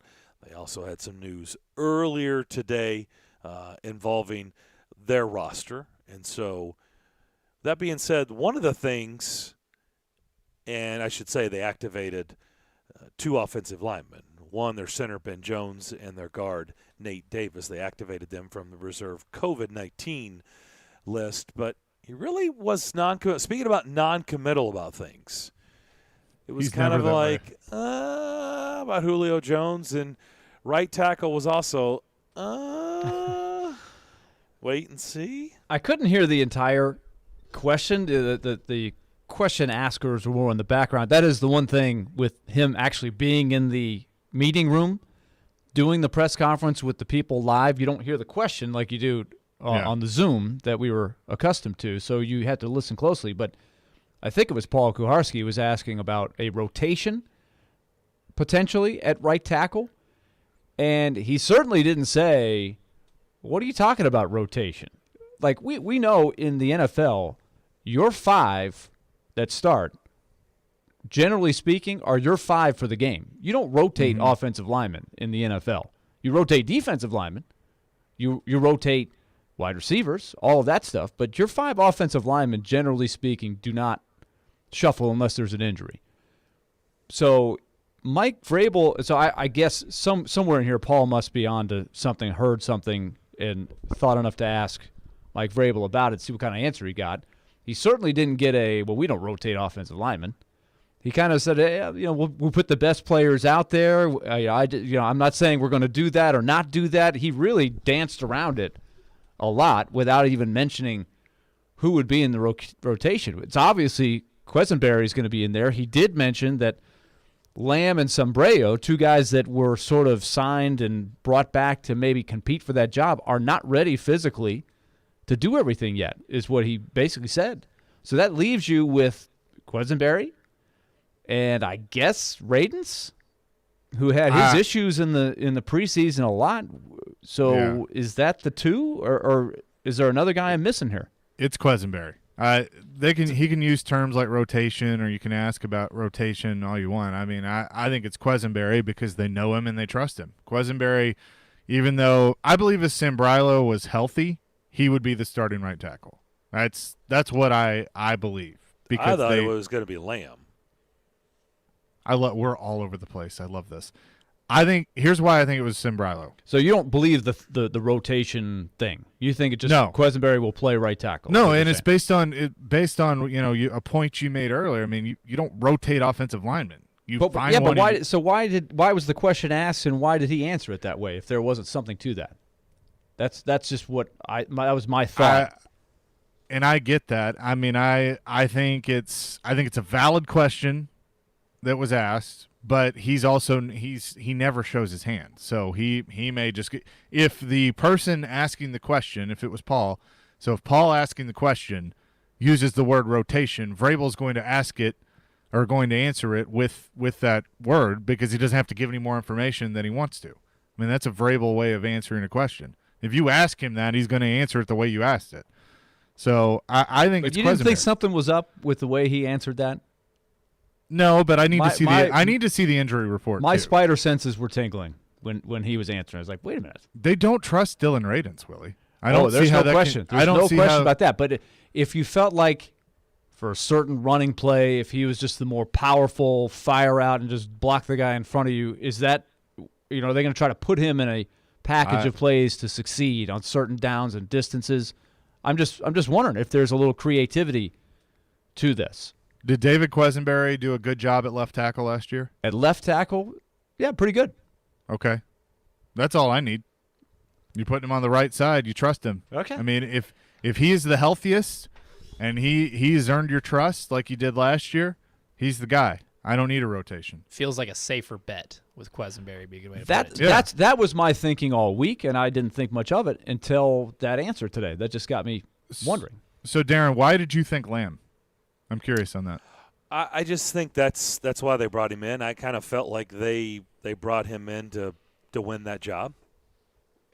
Do you believe that he, if healthy, won the job? I mean, that's been the problem. It's hard. I mean, it's hard to it's hard to really tell. Look, here's one thing we have figured out about Mike Vrabel, and at times it's maybe frustrating to the fans and to the media because you're just used to a more, I don't know, kind of like what we were just talking about, just a more definitive, this guy plays here, this guy plays there. But Mike Vrabel, you think about his background, you think about where he came from, you think about his career, and you think about his mentality. Mike Vrabel just doesn't – Bill Belichick, there's nobody out there that does it better than him than moving around the chessboard, right? I mean, he's a guy that'll throw a wide receiver in the backfield. He'll throw, a tight end on defense. I mean, he just moves things around. There's nothing like set in stone, right? He is not afraid to basically put this piece here, put that piece there. I don't care what the depth chart says. If we need him, if he's been on the left side, we need him on the right side, he's playing on the right side. Or switching sides of the ball. I mean, that's stuff you do in college. We never saw that stuff in the NFL. You don't see that in the NFL. Yeah, Bill Belichick has been doing that. Mike Vrabel is just not afraid to it's very clear he doesn't – I don't want to say he doesn't value because I'm not saying he doesn't care if they make a field goal or not because if they send out the field goal unit, he wants the 3 points. But it's very clear there's not a lot of stock in a kicker because it's been just kind of who's who. It's just like one day we'll have fun one day with trivia. Titans kickers under Mike Vrabel. Right? We'll use that as a trivia question one day to give away a prize. Well, I don't think it's much different with the offensive line, right? They have not been afraid to basically switch and swap and move pieces around. This guy drops and wait, how many times have we thought, "Oh, well he plays on the right side, like he couldn't possibly be over on the left." And Mike Vrabel, they put him in the left side and it's like, "Oh, he's pretty good there." Right? He's just not afraid to do that. So I think where we're getting at is he's just not afraid to move certain positions around like it's a chessboard. It doesn't bother him. Well, Quesenberry is by definition, a utility guy that you can plug in, and that is where this is coming from.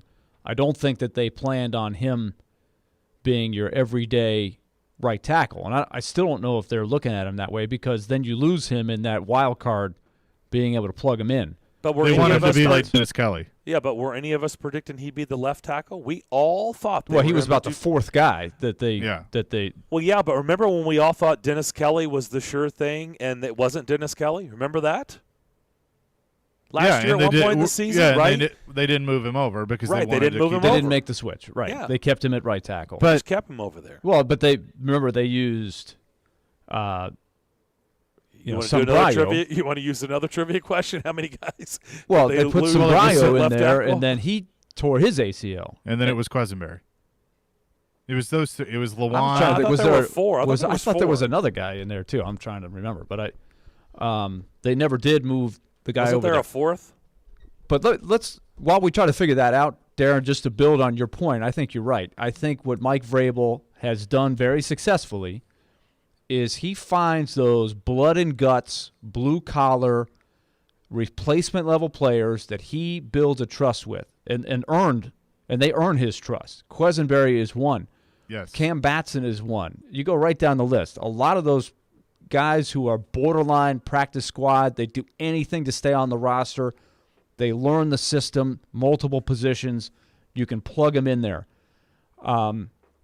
He gets value out of those guys. But by and large, those aren't the guys that you have to that you want in there every game at a position like right tackle. I think Quisenberry is a very valuable utility guy. He's not a real long-term answer as the starter. I agree with that. What my point is, a lot of coaches are very hesitant to do that. Like, we'd have to admit, right? At least I'll admit, and I get it. It was COVID, and it was an odd year. But there were times you're watching the Titans game, and you're like, we cover the team. Who the hell's that guy?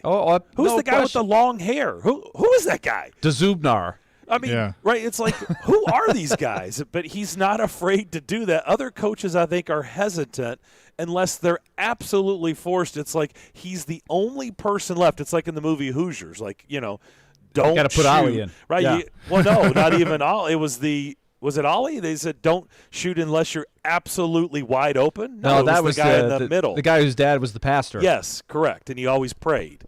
He's like, don't shoot unless you're absolutely wide open and no one's around you. I mean, it's like if there's just like one guy left, then, some coaches will put it. But he's not afraid to put those guys in, to your point. But a lot of teams are forced. In. But you know what? Darren, every team is forced to do that some. I think where Vrabel has excelled is I think he gets more out of those guys than some. I can remember some Titans teams. Once it got to those guys, it was like, oh, boy. We were just talking about J.J. Watt, some of the games he had. Some of those, there were some games where they put out an offensive line that had no chance. No chance. I think because they were short on talent to begin with, and then if injuries ravage your lineup, then you're down to the scraps. And if you can't get mileage out of those guys, you're going to get destroyed. I think Jamil Douglas is who you were thinking of, but I mean he mainly played guard, but they might have tried him at tackle one game, but it was pretty much Sombrero and Quisenberry. But here's the other part of this the point that I was going to make. What did Mike Vrabel do in his career? What was he known for of being? He started off as a special teams guy. He caught a touchdown. Versatility. Yeah. Versatility. He was a Swiss Army knife. He could do just about anything. Yeah. So I believe that he values and loves players that can be like him and be that way. So what I was saying. Yeah. That's what he came from. That's what he is. And to his credit, his very first press conference, I remember him talking about that. The right 53 guys, not necessarily the most talented 53 guys, and he has lived by that. He has stuck to that even before he ever coached the game. Yeah, he loves the players that can do more than one thing, and that's what keeps them, when it's sensible, obviously, but that's what keeps them on the team. Yeah. No, look, that. And at first, you're going, what? But you get it. I mean, you do. And I do understand that. And this is not an apples-to-apples comparison but it kind of is because you have to have the right attitude to do some of that stuff, right? Sometimes you're the better fit because you have the right attitude to take on any challenge, right? But, I know this. I'll take a little bit less hard-working kid, blue collar, just bust his tail, never says anything, great attitude, all day over a more talented kid with a bad attitude. Yeah. The minute things go, it's a little bit tough, put their head down, the pout, the cry. I'll take the less talented kid with a great attitude, blue collar, hardworking, never hear anything out of him, but just a team guy. I'll take him over the more talented kid all day long. Because you know what? Yeah, you need still the talented kids to win on a consistent basis, but I'll tell you what, I'll take my chances with sometimes a little bit because you have to mold a whole roster, right? You can't have all just talented prima donnas, pretty guys, all guys that look the part. Balance. You got to balance it, right? You got to have some hard work. You got to have some blue collar, some lunch pail guys in there too. And I think Mike Vrabel really prides himself because that's what he was. And he also watched Bill Belichick do the same thing in New England forever, and they they have that lunch pail mentality. Blue collar, yeah, you still need Tom Brady. Yeah, you still need some of the other superstar players that they had. Yeah, you need those guys. You need a Rob Gronkowski to win Super Bowls. But, man, you also need those plug-and-play guys. You just do. Yeah, and to wrap up the point on, telling us, number one, I think he loves knowing that he's got it all figured out. He knows the answer to the question, and he's not going to tell us. I mean, I just think that he loves it. In fact, Elijah, I think we caught a piece of the press conference that he was asked again about the right tackle. When I figure it out, I'm probably not going to tell you, so don't ask. There you go. That's his mentality. It's very Saban-esque, very Belichick-esque. And you know what? If I was a head coach, I'd be the same way. And I guess there is a competitive thing. We're not, the media cannot watch practice. So maybe he thinks there's value in not letting the Cardinals know who the right tackle is going to be or what the game plan is for right tackle. In some ways it's silly, but I'd still probably be the same way. I mean, hey, I can do it. I'm the head coach. It's my call. So watch this. I'll flex. Because don't you the Cardinals, they know regardless of who they put at that position, that's going to be a perceived weakness. Absolutely. In the Titans offense. How do you try to exploit that weakness? Will you see J.J. Watt line up in front of that guy, whoever it is? Maybe. I'm not sure. Chandler Jones, whoever they think can exploit that matchup. There's no question that the Cardinals, that's going to be part of their game plan. Yeah, but you know what? If it's J.J. Watt lining up there, I mean, Vrabel has knowledge of J.J. Watt, so I think that's certainly a good thing to have for whoever that guy is lining up at right tackle. I don't know, though, if he's on. I don't know. Yeah. All the great advice in the world may not be able to help things. Also fair. But we don't know. We don't know what J.J. Watt is going to look like in Arizona's defense, but I've said it. If he can be around for most of the season, he's going to probably flirt with double-digit sacks. He really is. I think so. I think he's going to be highly motivated, and I think he's going to have a big year if he can stay healthy and stay on the field. His brother, T.J. Watt, is just trying to get back to the practice field for the Steelers. Yeah, I watched an interview on First Take with Stephen A. Smith and Mike Tomlin, and Mike Tomlin is a player's coach, as we all know, and he gave a very coach-like answer, but he believes he'll be on the field for the game against the Bills. So he thinks they'll get it done, and they probably will. Yeah. Okay. I mean, he probably – I mean, that's one of those that get it done in the 11th hour and get him back out there.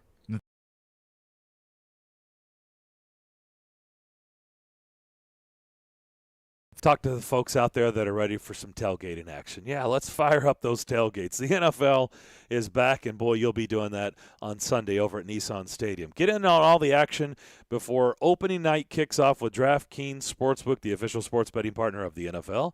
And with the NFL returning, DraftKings is giving all customers, listen to this, all customers the opportunity to participate in this year's no-brainer offer. We know the season kicks off tomorrow night in Tampa with the Bucs hosting the Cowboys. And DraftKings Sportsbook has moved the spread to Tampa Bay plus 73 points for all customers. That means you can still cash in as long as the reigning Super Bowl champs don't lose by 74 points against the Cowboys. And if you haven't tried DraftKings yet, don't miss out. DraftKings is giving new customers $200 in free bets instantly when they bet $1 or more on any football game. All you have to do is download the DraftKings Sportsbook app right now. Use that promo code 1025GAME. New customers bet $1 on any football game and receive $200 in free bets instantly by once again using that promo code 1025GAME. This week at DraftKings Sportsbook, the official sports betting partner of the NFL. You must be 21 years of age or older. Tennessee only. Free bet promotion for new customers only. Minimum $5 deposit. Max wager limits apply. One per customer. Restrictions do apply. See DraftKings.com/sportsbook for details. If you or someone you know has a gambling problem and wants help, call or text the Tennessee Red Line, 1-800-889-9789.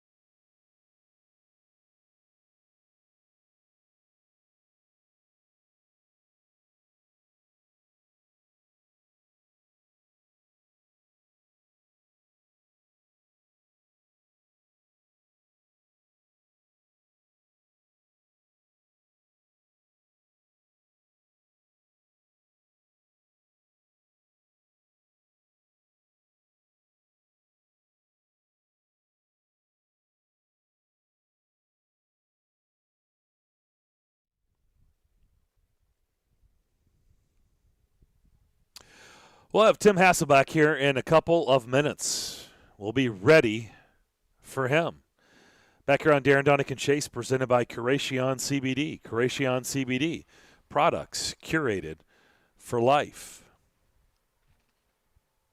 We'll have a good discussion with Tim here in a couple of minutes. A couple of things to pass along. The NHL has made some schedule changes for this upcoming season, and there are 2 games in the schedule changes throughout the league that do affect the Predators. Now, they're not for a while, but we will pass them along.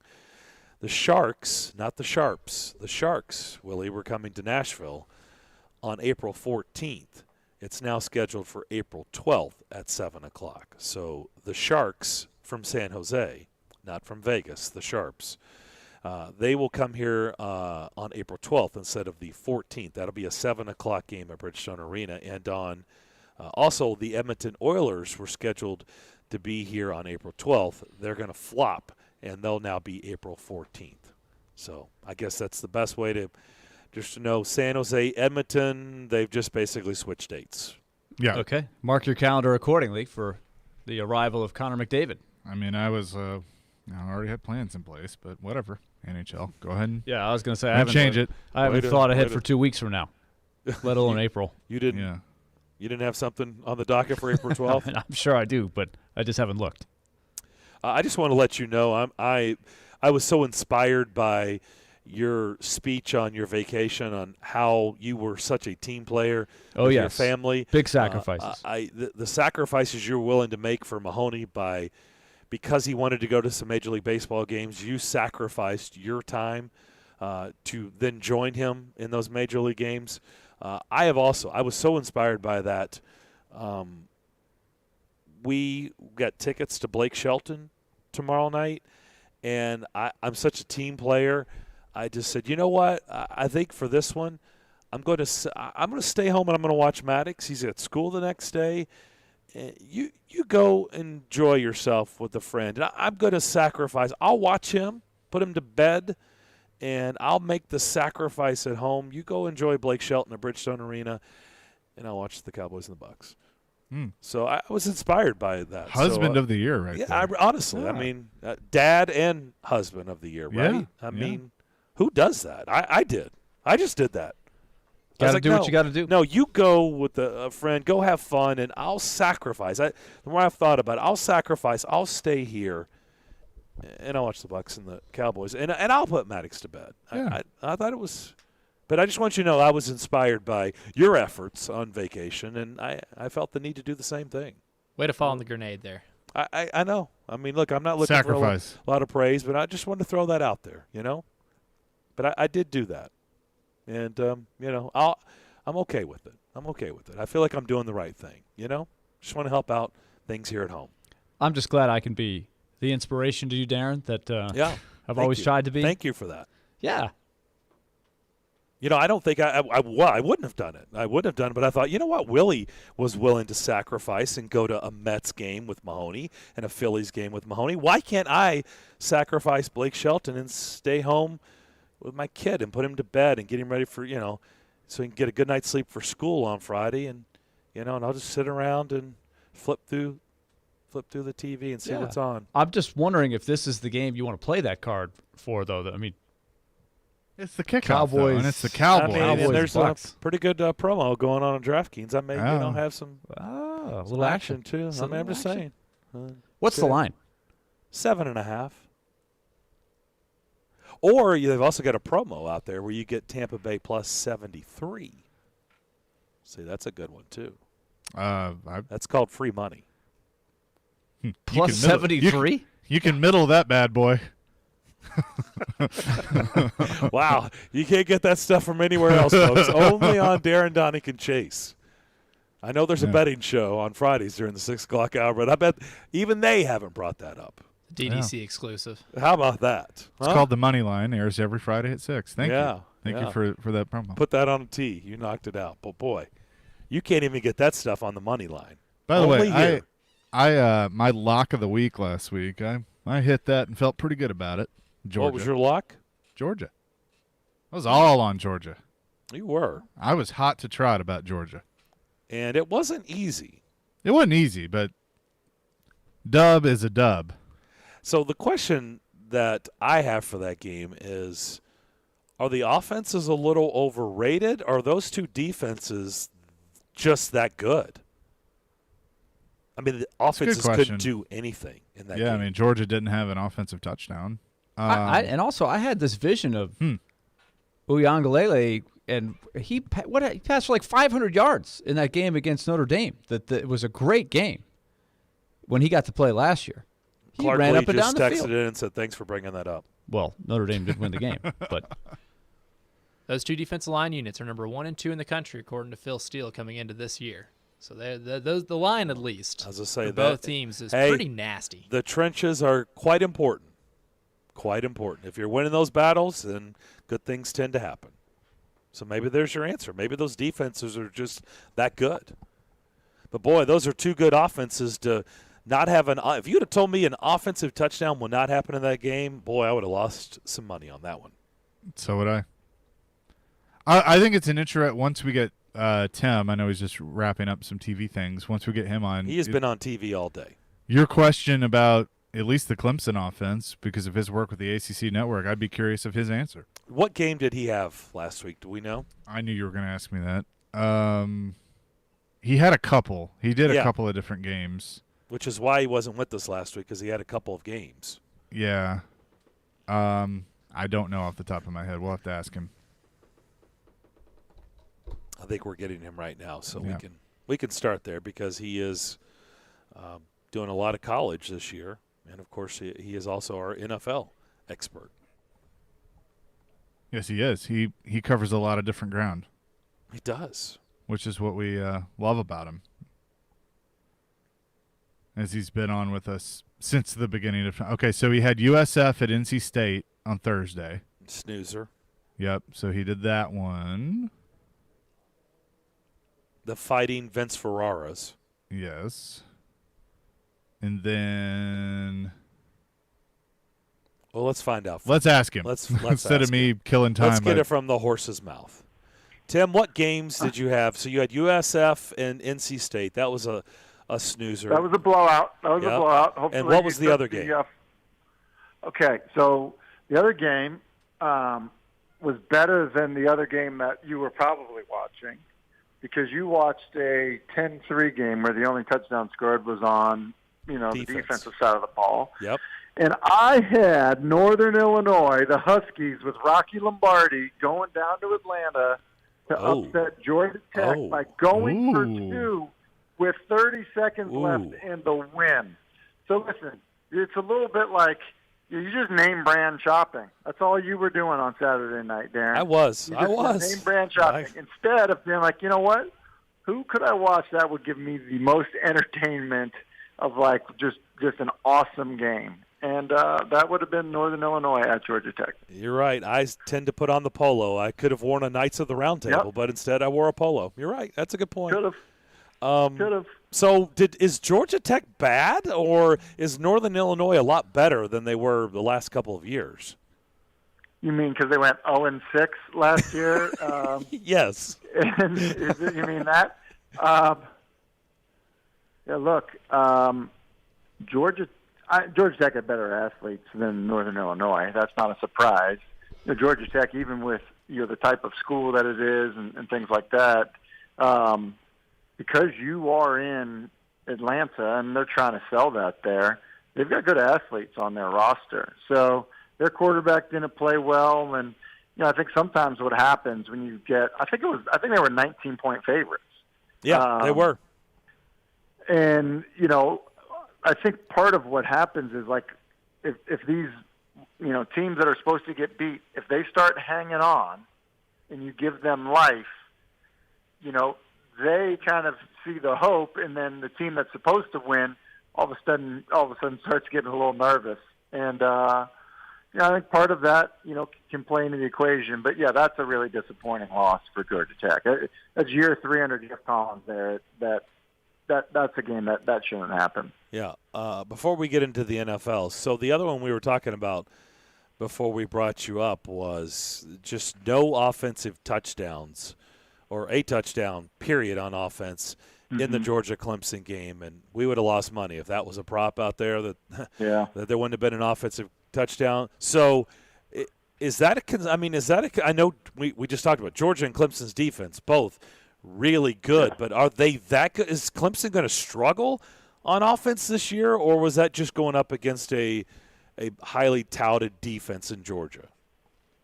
Yeah, so for context, I have Clemson this weekend. I actually have Clemson, South Carolina State, which you're not going to tune into either. But correct, yes. Watch that game in preparation. Is that on Facebook or is that? Listen, that is on the ACC network, Darren. Here's the deal. Georgia's defense is nasty. Like, that's a really, really good defense. So much speed. And I think that even Clemson was a little bit surprised at the speed on the Georgia defense. And, for a little bit of context about Clemson offensively, Travis Etienne has been about as good of a running back as you'll see in college football. Speed, power, good in the passing game, obviously really good in the run game. And then the receivers that they've had, obviously they've had the 6'3" guys outside that can run 4.4, and we've seen, them kind of go on to the NFL. And so, as guys like T. Higgins leave, and, and then you see Justin Ross, and you think, well, hey, it's just going to be more of the same. Justin Ross is coming off of 2 back surgeries. And then I think an element of what Clemson does not have is they don't have Hunter Renfrow working inside. They don't have Amari Rodgers working inside. And I think that's one of the things about the Clemson offense that, kind of has also been a bit overlooked. Like, those guys weren't necessarily the star players, but, like, on 3rd and 6, who did they throw it to? They threw it to that guy. So, you think about the interception. It's, you're essentially throwing to the guy that's in the slot, and it's, the quarterback thinks it's a blitz adjustment and miscommunication on that, and boom, there you go. So I think there's going to be, some growing pains with the new quarterback. And I'll also say this, if you think about whether it was Watson or Trevor Lawrence, especially in big games, think about how those guys ran the ball in big games. Trevor Lawrence against, Ohio State for 45 yards, or, think of how many goal line, like red zone type touchdown runs that he had a year ago. Like, I think that there's an element of that they need to find in their offense. So, look, I've seen a lot of people want to bury Clemson, and truthfully, like, I think 2 things can be true. I think Georgia can be really, really good, especially on defense, and I think that Clemson could still end up being 12-1, and hopefully for them, having a shot to get back in the playoffs. Well, yeah, after looking at the ACC this past weekend, yeah, I'd say they have a real good shot of running the table. And listen, that's why a couple games this weekend are really big. Pitt playing Tennessee is a really big game for Clemson. Yep. NC State playing Mississippi State, that's a big game for Clemson. That's a really bad spot for Clemson to be in. But, yeah, they need to be cheering for these ACC teams to beat some of these SEC teams that, are not Alabama and Georgia and Florida.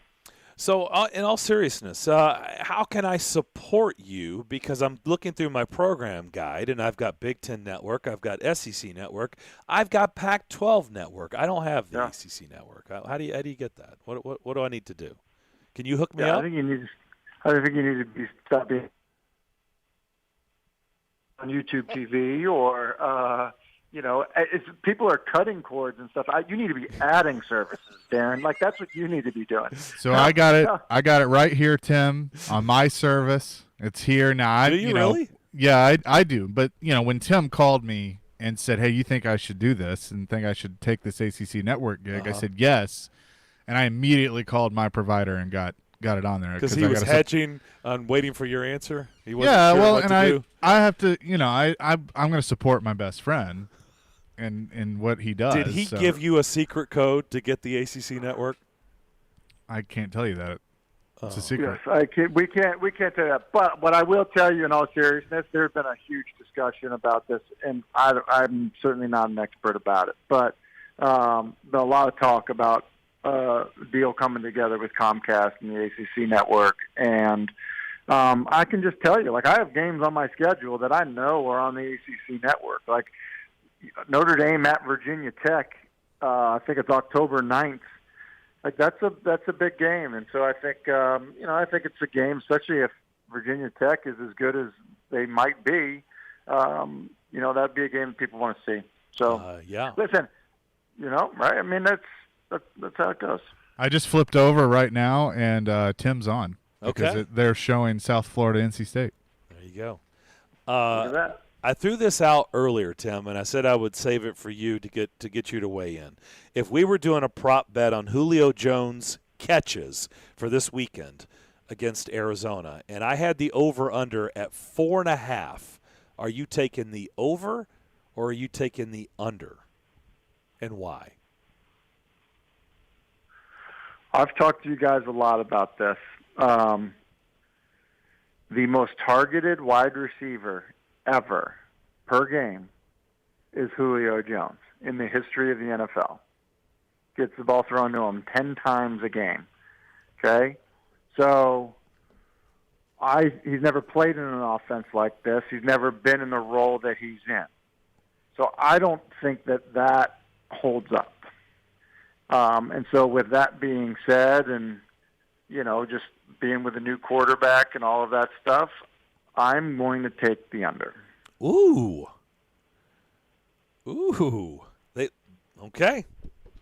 I very tend to agree. interesting. I think Yeah. I said that. And I refer to Tim's stat of You most did. targeted wide receiver in NFL history. And so, Tim, this was something that has been a really a running theme, particularly this week when you now have a lot of people like yourself, analysts that are now asked, okay, make your final prediction now that you've seen the whole preseason. But it's so incomplete with Julio Jones and a host of other things just on the Titans, but every team has got this list of players that are coming off of an injury or coming into a new situation. Haven't seen them all in the preseason games. How do you try to wade through all the question marks to really assess how much progress has been made since the start of training camp? Yeah, I think it's impossible. I really do. Because, you guys have heard me talk about Kyler Murray and the Cardinals. I've been pretty bullish on those guys. Well, watching them play in the preseason, I'm kind of like, can I take that back? I don't know that I want that position on it. Take Mac Jones, for example. Yes, he wins the starting quarterback job in New England. He beats out Cam Newton for the job. But then I'm also like, well, wait, Cam Newton threw 8 touchdowns last year. He was awful.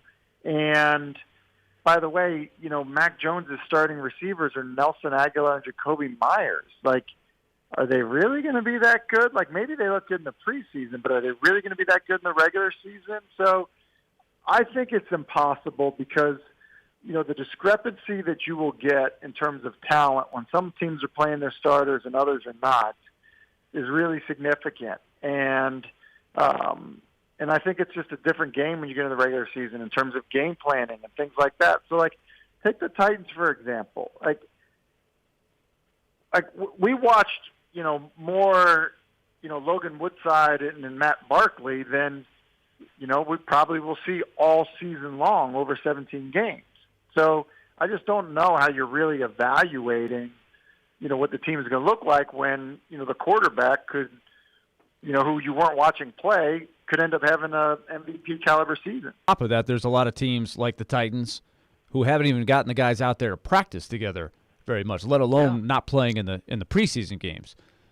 Let's go back to the Patriots for a second, Tim, because I've actually been pretty surprised that a lot of people, I don't know if it's just the Belichick magic, the lure of the free agent money they signed up for. They went on a spree in the offseason. But I hear a surprising number of people, because I don't know if I thought anybody would predict anybody but the Bills out of that division. But some people think the Patriots are a sleeper. It sounds to me like you're not really sold on that.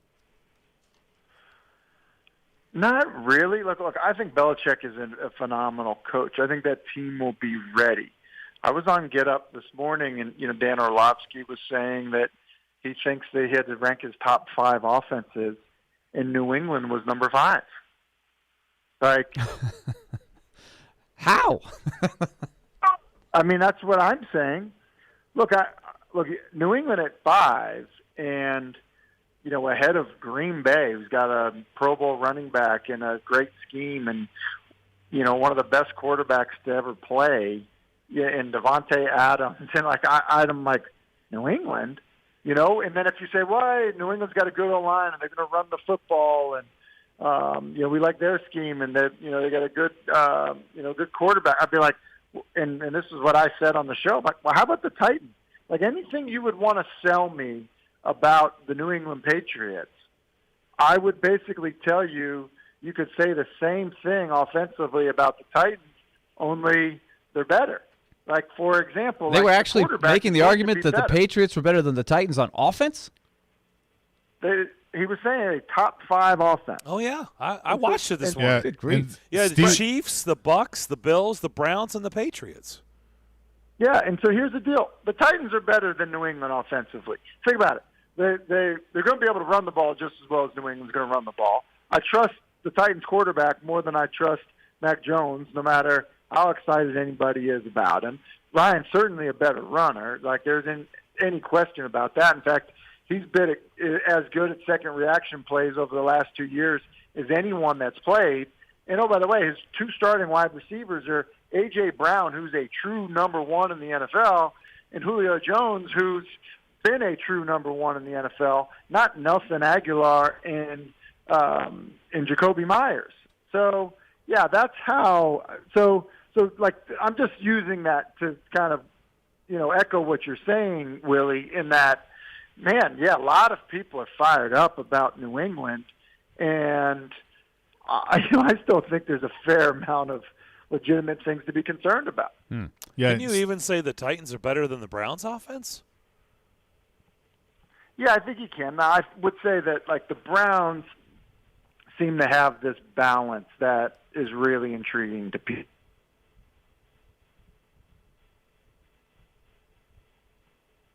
In some ways is approaching, the way people think about McVay or think about Kyle Shanahan, guys like that. And I think that you could look at the situation, here and say, look, the loss of Arthur Smith is a big deal. And so now you have a new play caller. Like, is he going to call games the same? They're going to use their personnel the same. And so I think that's a legitimate question mark, but certainly not enough for me to say, yeah, give me Mac Jones over Ryan Tannehill. One more, and then I'll pass it to Chase. I've heard so much talk about the Colts. There seems to be, in this decision, are you picking the Colts or the Titans in the South? There is a total belief in virtually everything about the Colts roster except for the quarterback. It comes down to what are you going to get out of Wentz, and, of course, there's been a number of issues since the summer started with him. So what's your best guess on Wentz? And are you that sold on the rest of the roster for the Colts as sort of a championship-level roster? I am sold on the rest of the roster. I think it's a great football team. In terms of Wentz, you guys, we kind of had a similar conversation when he was traded. Here's what I would say. When he came there, I thought he's going to play great in that offense because they've got an awesome defense that's going to give them good field position. They've got a great offensive line and a really, really talented running back. Well, and I kind of was chalking up some of his issues about just being a little unfortunate with, tearing an ACL or whatever the injuries may be. And then the foot thing happens, and I'm like, oh, okay. Like, look, some guys just can stay healthy and some guys just can't. So I think if he stays healthy, I feel the same way I did when the trade happened. They're not going to ask him to do too much, and he'll be great. I think if they ask him to do too much, then I think we'll see, some up and downs. It's going to be a roller coaster. So I originally picked them to win the division.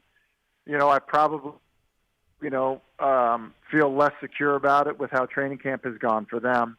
And at that point, obviously, would favor the Titans. Talking to Tim Hasselbeck, ESPN NFL analyst, also does work with the ACC network as well. So going into tomorrow night with the kickoff to the season, the Bucs will raise their banner as they host the Dallas Cowboys. And we talked about this earlier, Tim, that the Bucs may be the only team that you look at and say, I can't find any questions because they pretty much brought everybody back. When you look at that team from top to bottom, is there anything that stands out to you that you would question going into the season? Just the age.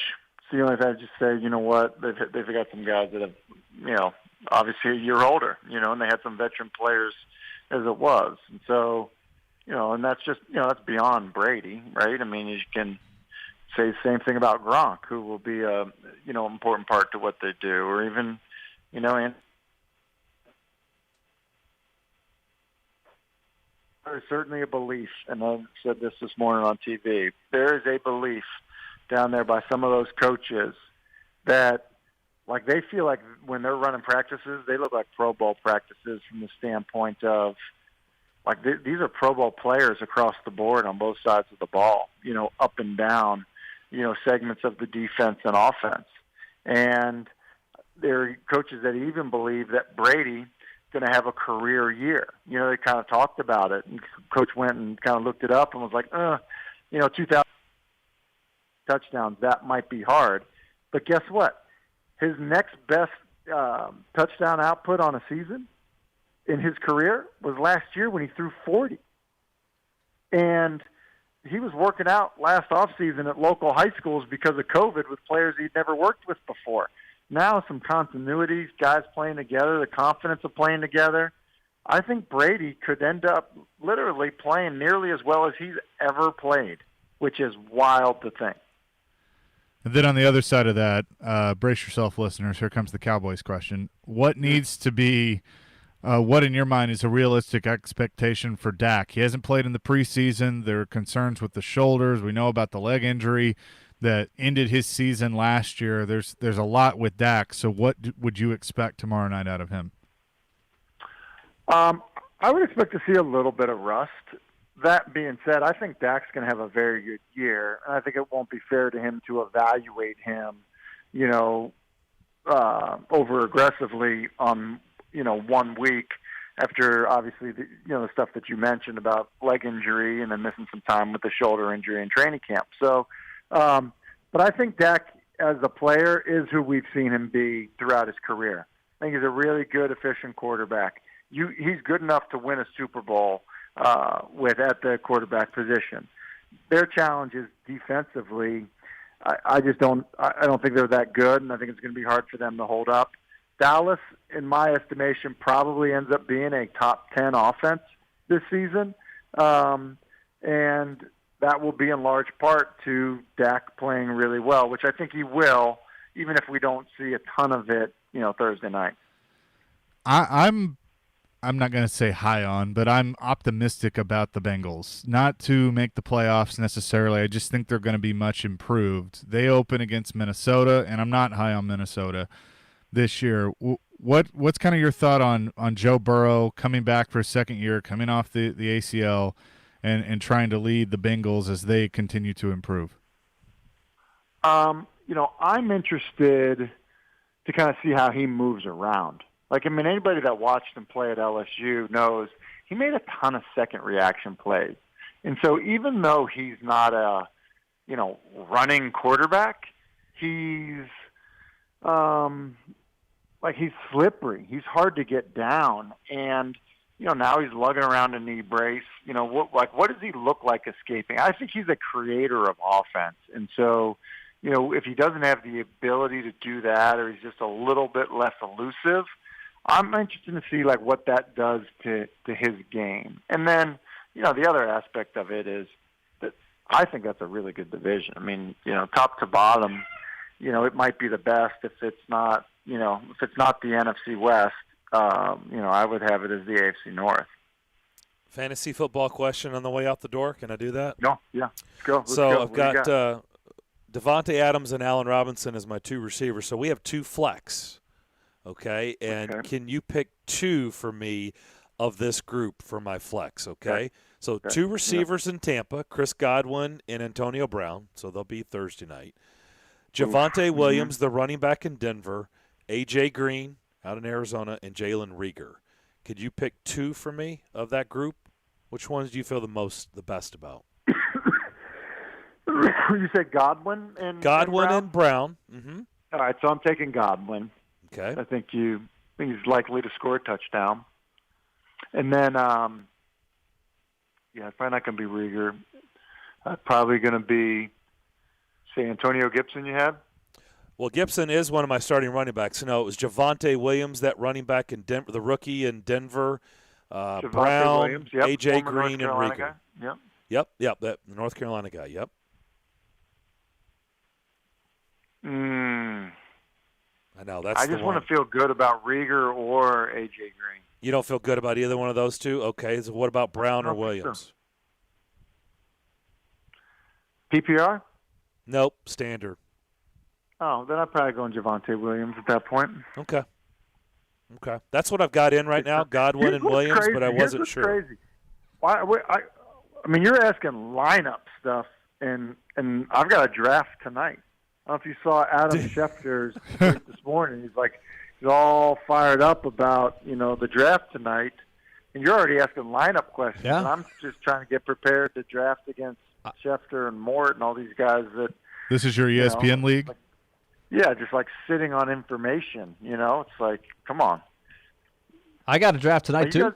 You're not alone. Do you? 9:30 start.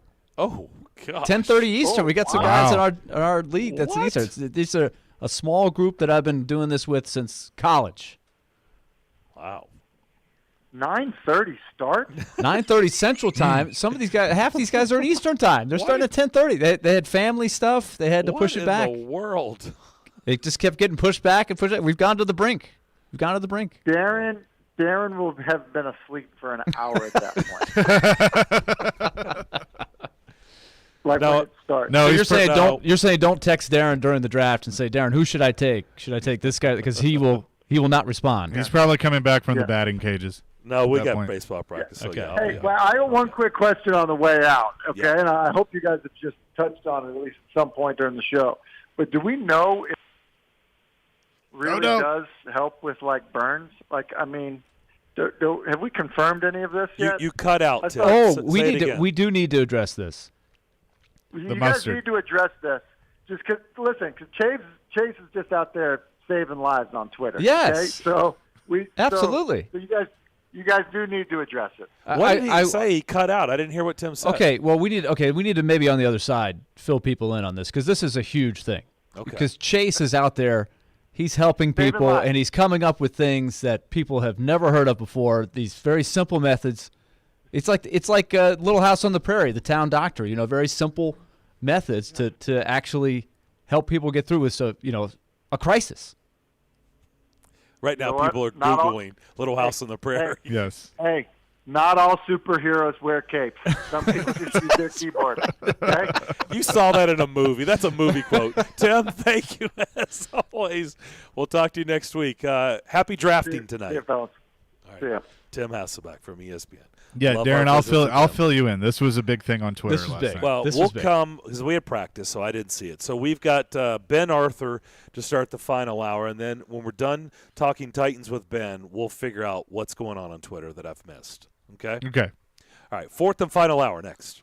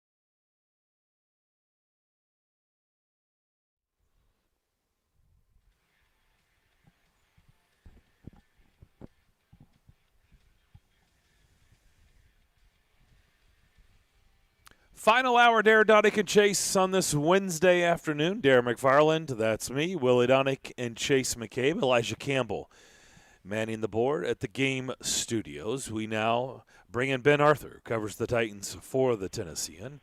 He now joins us as the Titans have concluded their work over there today. Today, Mike Vrabel saying that Ben Jones and Nate Davis have been activated off the team's reserve COVID-19 list. So some good news there to have some starting offensive linemen back in the mix. But it's pretty interesting. We played Mike Vrabel's press conference, Ben, and when it came to the right tackle position, Mike Vrabel seemed less than committed to where they're going on Sunday against Arizona. Is that the same feeling and vibe you got being out there?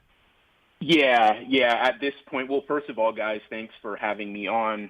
But yeah, at this point, with the right tackle position, it's still sort of up in the air. I think, obviously, coming into the season, we all thought, Dylan Radins, their, second-round rookie out of North Dakota State, would be one of, if not the front runner, one of the main guys at that spot, but that hasn't been the case. So right now, we're kind of looking at the veterans, right? So we have Kendall Lamb, Ty Sembrelo, and then David Kessenberry as well. So it's not really clear at this point where the Titans will go at that spot. To me, it kind of sounds like we, at least for the season opener, we could see somewhat of a platoon type system where we see guys go in and out at that spot. I think in the long haul, you would like to see the Titans establish a main guy there, but I think at least to start for this season opener against Arizona, we could see guys kind of mixed and matched there. We seem to be a house divided on this show. If everybody was upright and healthy at that position, who truly would have been the day one starter? Subject to change down the road, but just for week one, I said Kendall Lamb. Chase said Sembrelo. And, Willie, I don't know if you weighed in or not. I can't remember if you definitively said, but I felt like they wanted Lamb to be the starter. Like I said, if everybody was 100% and ready to go, Chase said Sembrelo. If that were the case, who do you think they were rooting to be their week one starter at right tackle if everybody was available?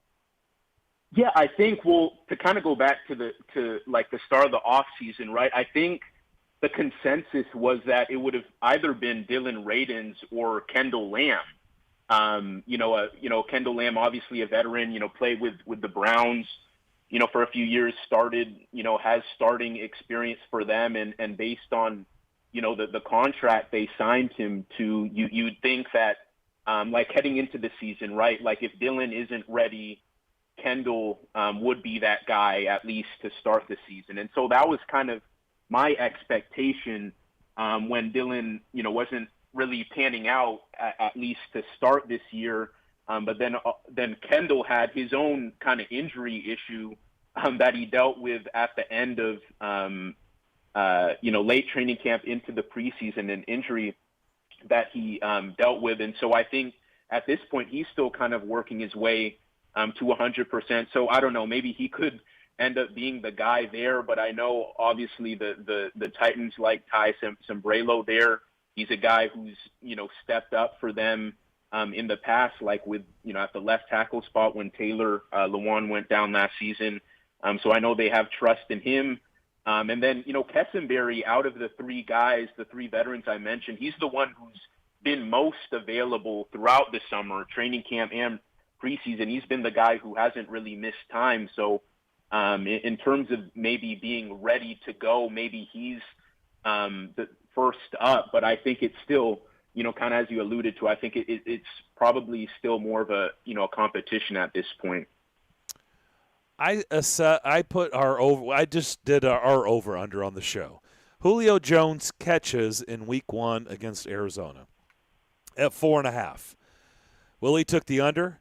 Chase took the over with, he said 5. I took the under. Tim Hasselbeck just joined us. He took the under. What say you? What would you take? The over under 4.5 catches for Julio Jones Sunday against Arizona. Ooh. I think I'll have to go with under. obviously we know how big of a deal that acquisition was and what he could, potentially do for, opening up stuff for AJ, opening up stuff for Derek. When you look at the kind of the implications that his presence has, for an entire defense. And, I think we're all kind of looking forward to seeing what he does. But when you just think about how much time he's missed, I mean, he at the start of camp, he only had 3 or 4 practices. Those were all limited, by the way. And then he misses 3 weeks, returns on a limited basis, and he's kind of slowly started to ramp up. But then Ryan Tannehill was on the COVID list. And so, you just kind of have questions about where their chemistry is at this point. I could see them, connecting on a few targets, in this season opener, but I think it's going to take some time there. And so, I'd probably have to go with the under at this point. I'm thinking maybe three catches, I think, would be what I would expect.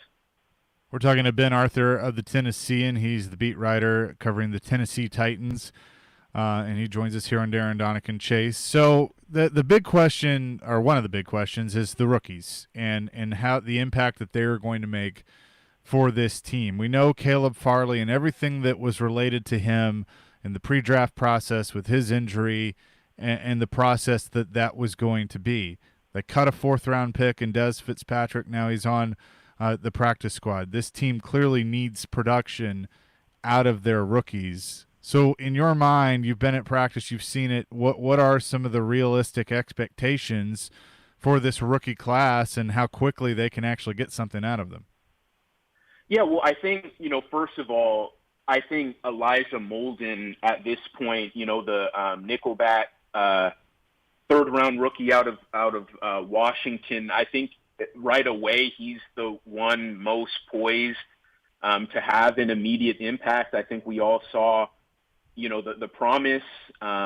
He flashed in the preseason.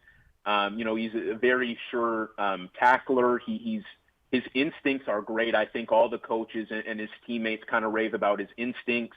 Having a dad who played in the NFL. And then I think we saw the Titans deploy him, with some, blitzing packages. And I think he could, be a factor there with those pressure looks. So I think, right now he could potentially be that number one guy in the slot. And so in terms of guys in that rookie class having an immediate impact, I think he's the most poised to do so, at least right away. And then I think with the other guys, it could take a little bit more time. I mean, I think Rashad Weaver, a guy who who really started off the preseason really hot, kind of cooled down a bit. I think it could maybe take him a little bit. He's obviously going to be playing behind Bud Dupree and Harold Landry. So he could be kind of a key reserve to start. And then, Dylan is obviously a reserve at this point. Caleb Farley is going to be a reserve at this point. Dez, as you mentioned, was cut and is on the practice squad. I think, over the haul of the season, I think, mid to late season, you hope that some of these guys can really start to have a big impact for you. And I think that, Mike Vrabel's whole mantra is about, kind of rookies needing to earn their spot. So I think that's definitely at play here. So, I think, to start the season, apart from Elijah Molden, I'm not sure who exactly is going to, flash as, an instant contributor. But I think, we'll have a better idea, once kind of midseason rolls around, to see kind of where this class is at. But as you said, they absolutely need this rookie class to kind of be a hit, so to speak, after kind of the issues they had with the class last year between injuries and the whole Isaiah Wilson fiasco. They absolutely need their first-year guys this year to have an impact. You mentioned Bud Dupree. Obviously, was their biggest free agent signing, and they need him to really help this pass rush as an area that they have to try and get better, and they're looking for a lot of big things out of him. But I'm curious since you're new to the beat and you're not didn't see things last year and the year before. Harold Landry on the other side has been someone that I think we've been waiting to go to another level since he had a 9-sack year 2 years ago that went back down to 5.5. Just being at practice and watching Landry work, what did you see not having any preconceived notions necessarily going in?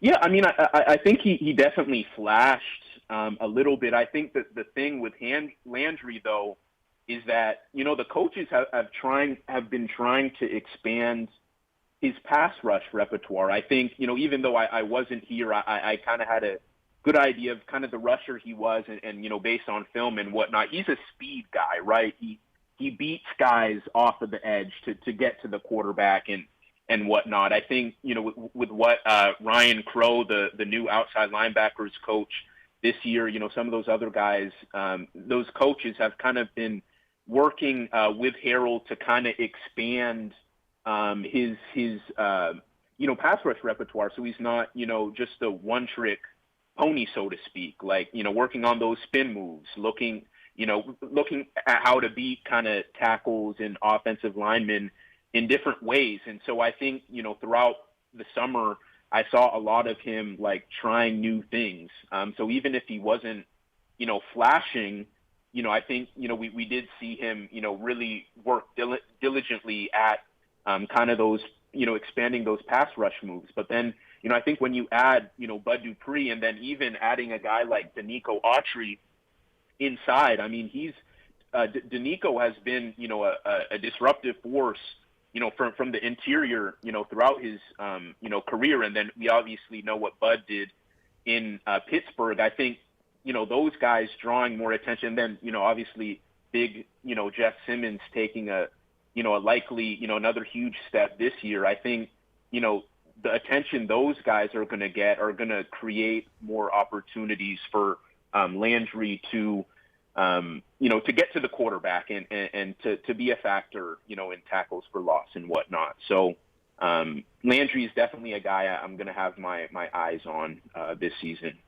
Talking to Ben Arthur, beat reporter for the Tennessean, as we get closer and closer to the opener here. So, Ben, you've seen it. The Titans, just like every team, but particularly this team, just watching all of the things that Mike Vrabel has juggled. He's done it before. This is a unique set. We've talked about a lot of them. Julio, Bud Dupree, the COVID situation that Ryan Tannehill was talking today, his own personal experience with that, the COVID of a couple of starting offensive linemen, the right tackle situation, just so many things to manage before you actually see it play out on the field. How have you observed the coaching staff, the organization, just trying to deal with all these things?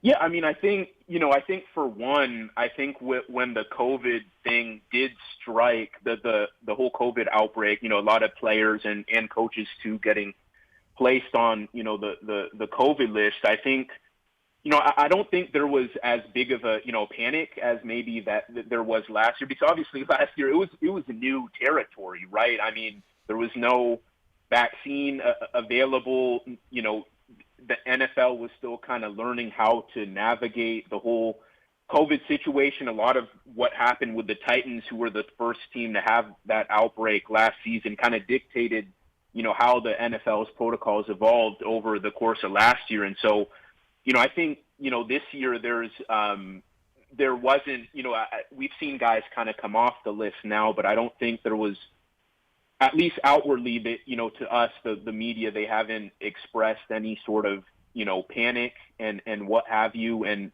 I think they've been very much even keel. And, I think they've, handled that to the best of their abilities. But also, I think that the thing to watch with the coaching staff is, I think that the two coordinators, right? I think, Shane Bowen, being promoted to defensive coordinator, officially, right? He was kind of the de facto play caller last year. I think we've seen him sort of express like a sense of, liberation, so to speak. He definitely feels like this is his defense now, and there's a level of trust and communication, I think, that has kind of come as a result of there being more clarity at the top of the defensive coaching tree. And I think, we've kind of seen that. We saw signs of that in the preseason, how dominant the defense was. And now, obviously, the test is going to be how they, play in the regular season. And then, on the offense, it's going to be fascinating to see, how Todd Downing can get this group together. I mean, obviously, he has big shoes to fill in Arthur Smith departing for the Falcons, but he has so much talent, on the offensive side. It's almost like there's pressure on him not to screw up. And then when you have guys, the starting O-linemen who are just now coming fully together, Julio missing so much time, Ryan missing 9 days on the COVID list, AJ being in and out of practices, it's going to be, how this offense can gel and how quickly they can do so is absolutely one of the, the big things to watch this season. Ben, great job. Thank you very much for joining us. Looking forward to your coverage throughout the season. We'll talk to you again very soon. Sounds good. Thank you guys for having me on. All right, Ben Arthur, Tennessean, beat writer for the Titans. Look for his coverage, of course, week in and week out. When we come back, we've got more to discuss, including Chase and his outside-the-box, cutting-edge techniques to perhaps heal some burns. We'll tell you more on the other side. But first, Darren has a word. I do. The first Sunday of the NFL season is here, and the excitement continues with DraftKings Sportsbook, the official sports betting partner of the NFL, and DraftKings is giving all new customers a can't-miss offer to celebrate the return of the NFL season. Listen to this. All you have to do is just bet $1 on any football game this weekend and receive $200 in free bets instantly, no matter what. That's right. DraftKings Sportsbook is giving all new customers $200 in free bets instantly when they bet at least $1 on any football game. DraftKings is safe, reliable, and secure, making it easy for you to deposit and withdraw your money at your convenience. All you have to do is download that top-rated DraftKings Sportsbook app. Right now, use that promo code 1025GAME to receive $200 in free bets when you place a $1 bet on any game in Week 1. That promo code again, 1025GAME. Get your free $200 in free bets instantly this week at DraftKings Sportsbook, the official sports betting partner of the NFL. You must be 21 years of age or older, Tennessee only. Restrictions do apply. See DraftKings.com/sportsbook for details. If you or someone you know has a gambling problem and wants help, call or text the Tennessee Red Line, 1-800-889-9789.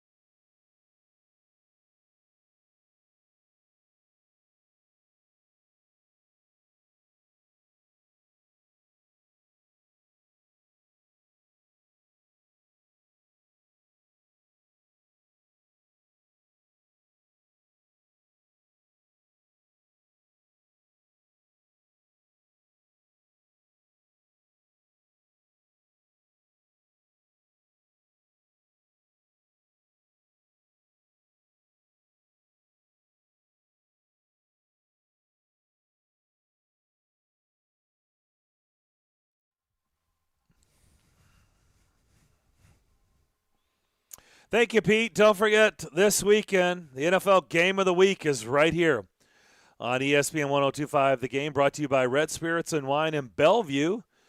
This week's game will be the Browns in Kansas City to take on the Chiefs. Coverage will begin at 2:45, kickoff at 3:25 p.m. Let's give something away. Let's do that.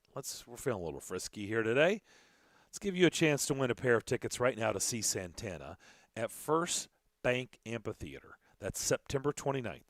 Pair of tickets to see Santana at First Bank Amphitheater. That's on September 29th. Caller number 5. Caller 5 at 615-737-1025. 615-737-1025. That's our phone line, driven by Wilson County Hyundai.com. Caller 5 will win those tickets. Okay, so let's get to what Tim brought up, who joined us last hour. And at the end, he brought up something that's happened. You're saving lives on Twitter. I've clearly missed this. I don't know what's going on. So, Phil, me and everybody else out there listening who has no idea what we're talking about, fill us in. Okay, so last night I am scrolling through Twitter, and Emily Proud of News 2 had posted this tweet. Hello, my non-judgmental Twitter friends. It would appear that I was sprayed with hot oil while cooking dinner tonight. Any advice for my arm, which is now covered in very painful blisters, is much appreciated. And she included a picture, and she has burns on her arm. So I replied, because growing up in the restaurant industry, my family owning restaurants, learned a few tricks of the trade because I did burn myself, as did everybody that worked in the restaurant. My dad has what I call restaurant fingers. Like, I don't think he has feeling in his fingers anymore. He just can pick stuff up. But he taught me when I was working at Piscotty's, I had burnt myself I was moving a pan, and it started to slip, and I grabbed it, and I grabbed the wrong part because I didn't have gloves on. So I burnt my hand. And he immediately ran to the refrigerator, and he grabbed a bottle of yellow mustard, just normal yellow mustard like you would put on a sandwich. And he said, hold your hand out, and covered my hand in mustard, and then I rubbed it in. And it felt 1,000 times better. I left it on there for I put a plastic glove over it and left it on for 30 minutes, and it worked, and it felt so much better. And so I tweeted at her, giving her that advice. Now, it sounds like hers were pretty bad, pretty severe. Had already gone to more of a blister stage, and she updated later that she went to the doctor, and they fixed her up. But second-degree burns. Second-degree burns, which not good. But I gave her that advice. She thought I was messing with her. I wasn't. People replied to my tweet and said it absolutely works. I've done it. And basically what it is it pulls the burn out. It's the ingredients in the mustard pulls the burn out, and it helps prevent blistering. Now, obviously, there are certain degrees, second-degree burns. I don't think that's going to help, but hopefully it soothed it a little bit. But I know it's very unconventional and weird, but I promise you it does work. So that's what started all that. But it was a sensational Twitter scroll because, I mean, Emily, first of all, she put it out there to the Twitter universe, said, I need some help. And Emily does a great job. She does the news. She's a former Belmont soccer player. She does a great job on Channel 2 with the sports crew. She's at everything. She was in need, and she had a lot of people reach out on the Twitter of what to do about this situation, a crisis. And who came to the rescue? It was Chase. She did the method. She did the mustard. There's pictures of it, and even she had the presence of mind to say, yellow mustard or Dijon mustard, and Chase said yellow mustard. So yellow. She had both available. She applied. So I'm just hoping that this provided some modicum of relief before she got the medical care that she obviously needed. This was no joke. In fact, we had to sort of catch ourselves here, like, hey, this is actually a painful situation. Let's not make too much light of this. But she was a great sport about it. So, Emily, if you're out there listening, we hope you're feeling better here. But Chase, you're a legend now. You're a Twitter any ailment that's out there, burns, stuff like that. What else have you got for us? We got the mustard for the burns. What else is out there from your restaurant background? I don't know. It just depends on the situation. I thought I had brought this up before. See, I have no recollection of this. Darren, have you ever heard this before? Mustard for burns? No, that is my favorite condiment. Now I feel even better about it. See, now you have a safety factor. If you have mustard in the house. It's an important condiment, and I love mustard. I could eat mustard on almost anything. Yellow mustard. Yeah. So now I feel even better about my choice of mustard being my number one condiment. I had no idea. It totally works. I mean, Wow. I've used it several times. I mean, and that was credit to my dad because he told the story of where he heard that, and I can't remember, but that was something. And so anybody that worked for him, if you walked in and you saw something yellow on their hands, it's like, oh, well, they burnt themselves. Put the mustard on. He kept a bottle of mustard at the restaurant specifically for that. For burns. For burns. And it had a piece of tape on it that said burns. Burn mustard. Yeah. See, it's kind of a bummer for me because I prefer honey mustard or Dijon mustard on my particular sandwiches, depending, bratwurst, whatever, hot dogs. I'm not as much of a yellow mustard guy, but now I feel like I got to have it on hand just in case the burn happens. Yeah. I wonder where that came from. I don't know. Like, who came up with that? So Byron on the text line, driven by WilsonCountyHonda.com, says +1 on mustard. Raymond says, I wish I knew about the mustard 2 days ago. Next time. This is interesting. Matt says a spoonful of mustard is great for heartburn, too. Really? Now that I haven't heard. Huh. But I guess it's the same. Well, it doesn't seem to be working for me because I still have heartburn, and I eat a lot of mustard. Yeah. Interesting. But yeah, maybe you're I not don't having know. enough, Darren. Maybe you just add a little bit Oh, more. no, it's not because I'm not having enough. Trust me. I don't know where it Maybe came what from. I'm eating. I don't know where it came from, but Interesting. It's one of those things I apply when I need to. I've never heard that before. Well, Never next heard. time you or your wife or your son burns themselves, there you go. Well, we don't use the oil. I would suggest to Emily the air fryer. That has been like the greatest purchase ever in our house. Oh, I love the air fryer. We love the freaking air fryer. You don't have that oil smell in your house anymore, the grease, I love a good deep fry, but man, it's a mess. It's messy. It's a lot of work, and you kind of have that smell lingering in the house for a long time. Man, the air fryer is great. It's gold. Yeah. It is gold. And I will say, oil burns are a little different because those are gonna hurt worse and be severe, But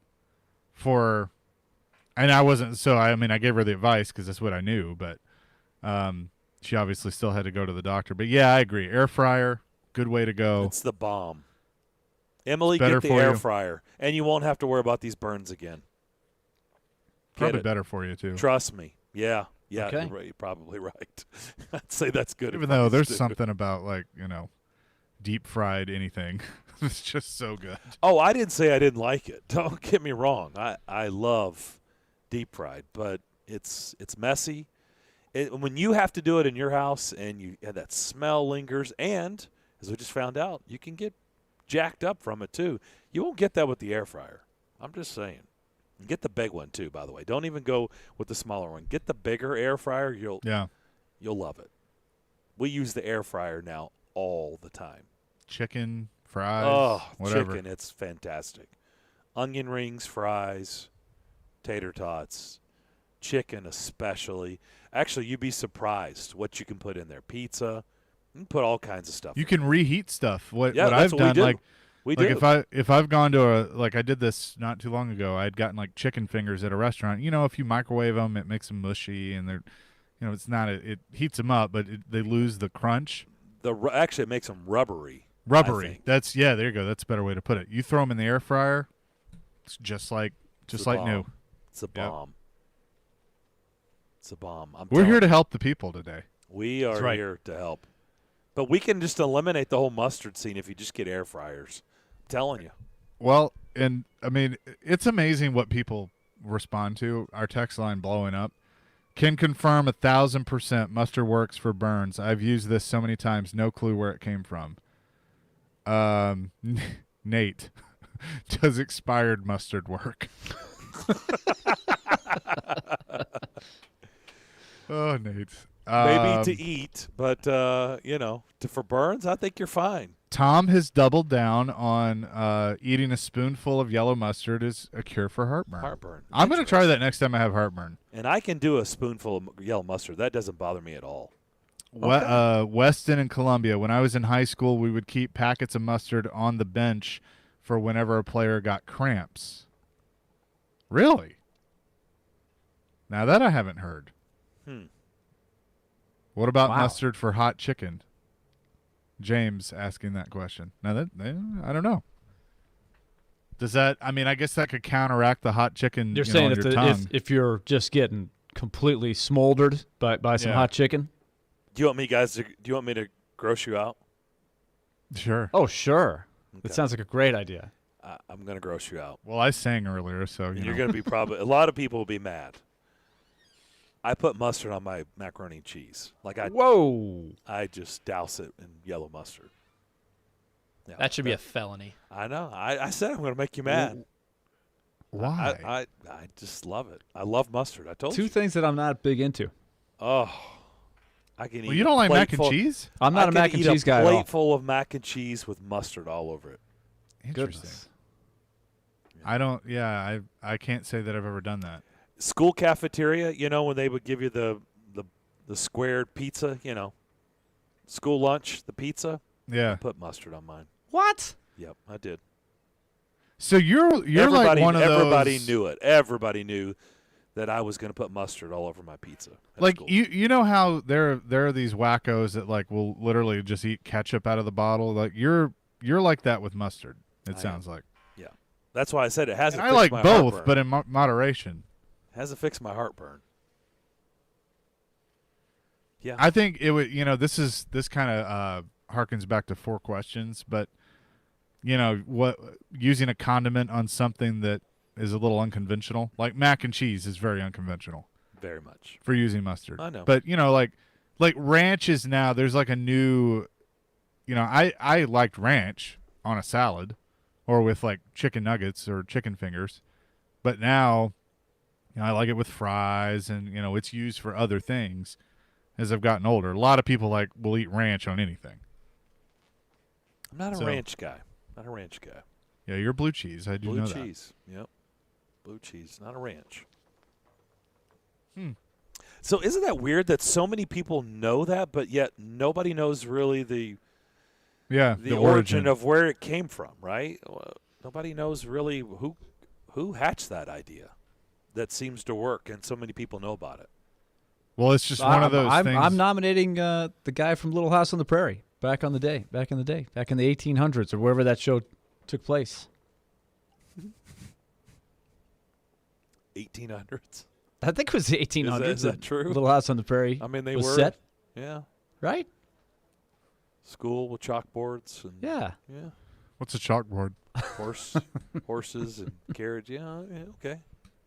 It is funny, though. I actually, for you guys, it was all chalkboards. I was in school when we went through the transition from the chalkboard to the dry erase board. Like, when I first started, when I was of schooling age, it was still all chalkboards. And then there was, a time in probably second grade where in our classroom we had one dry erase board and one chalkboard. And, halfway through the year, the chalkboard just never got used. It was outdated. Dry erase board. Yeah. Yep. Yeah, but that was the moment. So I you remember saw that. the transition. You saw the move Yes. happen. I feel like I was in college when the transition happened. I think at Vanderbilt, depending on the newness of the building. Really? I don't remember I had dry some, erase boards. I think I had some cutting Are edge. you sure? Dry erase boards, just a couple. Really? Yeah, they started coming in. I was like, hey, this is great. I don't remember that. Of course, I didn't pay attention much in school, so. Because I remember it was a me thing. The biggest problem was, since it was such a new thing, is we had a teacher that accidentally wrote on there with a Sharpie, and so had to deal with that. What happened in the commercial? Yeah, the commercial. Yep. Flo did that. Let's go to It Drew. wasn't Flo. It was what's the woman's name that? No, it was Flo. Lily with 18. No, Lily. Oh, it was Lily. Lily. Yeah. Oh, yeah, it was yeah, Lily. You're right. Yeah. It was Lily. That's right. I'm gonna need a new board. That's what she says. I'm gonna go get a new board. Let's go to our phone line driven by WilsonCountyHyundai.com. Drew wants to weigh in on mustard. What do you got for us? Am I on? You're on. You're on. Oh, okay, great. I've been a professional cook for over 24 years. Every time somebody gets burned, you would just put a glove and pour yellow mustard in it. And it's because of the vinegar in it, it counteracts it, stops the burning, and it actually cures it slows the healing. I mean, it actually enhances the healing of it. So it's the vinegar in it. It's the acid. So here's the thing we're trying to figure out, though, Drew, because there's now enough people that are all confirming, yes, this is a good suggestion for burns. But what we're trying to figure out is where in the hell did it come from? Like, who came up with this idea that everybody knows? I mean, it's just trial and error, but it's acid. It's the acidity. I mean, you could put lemon. I mean, I've worked with Mexican cooks, and they say put lemon on it or lime on it, but I've always because of the texture of mustard, it's more soothing, but it's the acidity that slows the burning, and it also slows it slows. Excuse me. It keeps it from enhancing the burning. Man, wouldn't the lemon hurt like crazy on a burn? Well, you would think that mustard I would. burned my hand so bad that I've had a saute pan stuck to my hand. Oh gosh! They told me to put a glove on and put mustard in it, and it worked. And I didn't have to go to a hospital. Wow! Trust me, I've seen the worst burns ever. Yellow mustard, it's more vinegar, the more acidity. It helps the healing and it stops the burning. That's it. Okay, good call. Thank you. The history of mustard. I mean, the reaction to this hand? is amazing. Yikes. Yeah. Ooh. Oh, go back to our phone line driven by WilsonCountyHyundai.com. Joe wants to weigh in on the dry erase board. Hey, guys. How are you doing today? Good. So you were making the comment about when you mark on a dry erase board with a permanent marker, it's almost impossible to get off. I was teaching children's church, and one of the kids decided to do that, and he wrote all over it.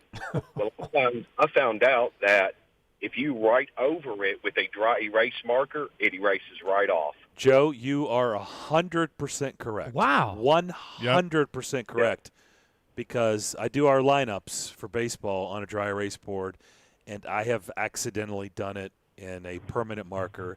And, yes, you do it with the dry erase marker over, and it erases it. It's unbelievable how it works. I could not believe that when it happened. Yeah. But saved a dry erase board. So thank you. You're right. Hey, Joe, great call. And I thought same thing. When it happened, I was like, such a dope.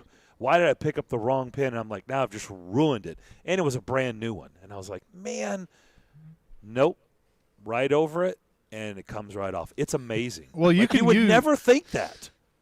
No, but you can also use I've been able to erase it with just the normal spray that you use to clean. Now you have to scrub. Yeah. But, I mean, if you write over with the correct marker that you're supposed to be using, the dry erase marker, you write back over what you put on there, it's amazing. It comes right off. I don't even understand it. I don't even know how that happens, but it works. He's right. That's too bad because I would have liked remover works too. I would have liked my minor league manager to put it in permanent marker, me in the lineup, and just not be able to erase it. Just every day I'd be batting third or wherever I was.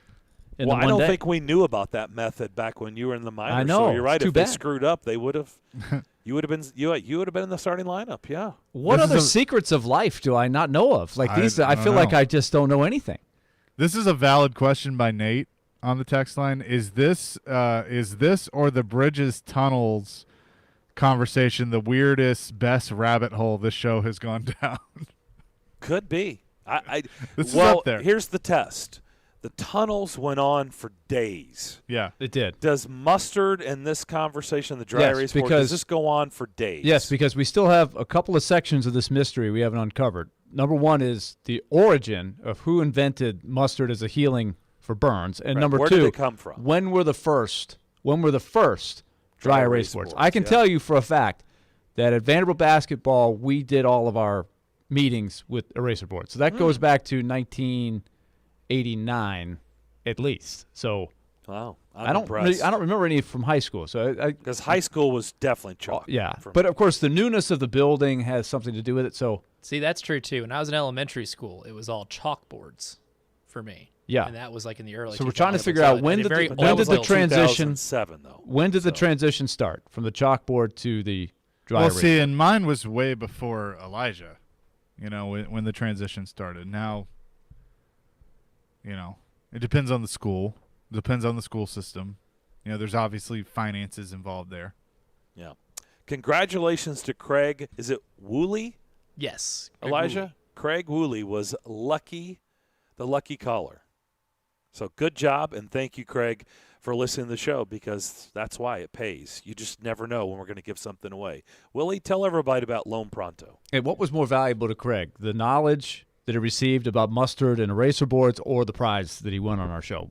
I mean, it's C, all the above. It's probably very close, yes. But let me tell you also about Loan Pronto. We're always trying to give out good info here, and we know that mortgage rates have taken a nosedive, and that's what you need to know, is you can take big-time advantage of this. We're talking about lowest in history here, so don't miss your chance before these rates change and go back up to lock in a lower house payment with Loan Pronto.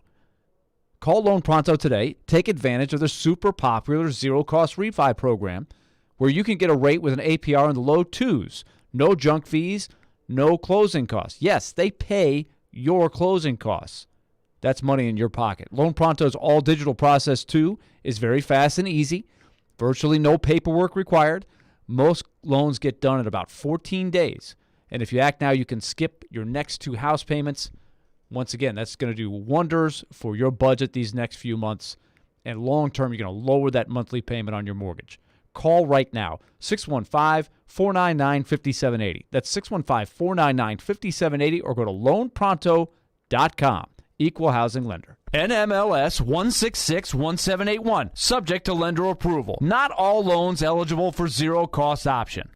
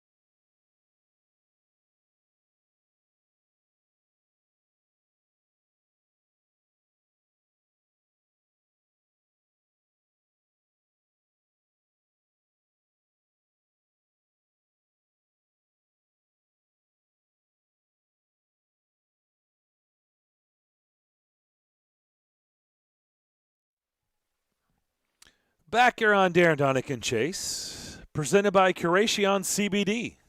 Curation CBD products, curated for life. At Dylan Morris 88 says, I remember the day they came in and installed the dry erase board directly over the chalkboard. It felt really weird. I bet. I think they did some of that at my school too. Really? They came in during the school year and just put the dry erase board over the chalkboard. That would be weird. Yeah, I don't know why they wouldn't just pull the just do the At JR Tuttle 4, when he worked at Legends Restaurant, he tweeted at us, when he worked at Legends Restaurant in Columbia, he had a pan twist and the rubber handle started melting on the bottom from the flame below, and I grabbed it. My hand had a huge burn blister and melted rubber on it, and the manager threw me a pack of mustard. It did 0 for a burn like that. He just followed up and said that he just tried it for heartburn. Said it's not completely gone, but it has already helped more than the antacids do. Okay. So remedies for mustard. Gosh, I love it. I'm pro mustard. Titans CEO Burke Nihill said that the Titans will host a Waverly football game on Thursday. So how about that? We knew they were working on that. Thursday the 16th. Not Thursday this the Thursday. 16th, right. Yeah, Rex Road tweeted When that they're out. on the road. Yep. So it'll be Thursday the 16th. They will play, I believe it's White House.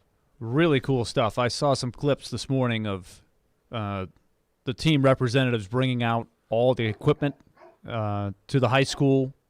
They had a washer and dryer, and I don't know. So they really put a lot of effort into trying to help them out. That was a really cool story.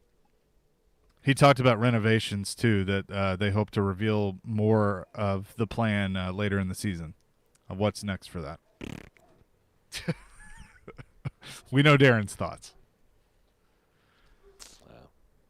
Renovate. Sminovate. All right, that'll do it for our show. Good stuff.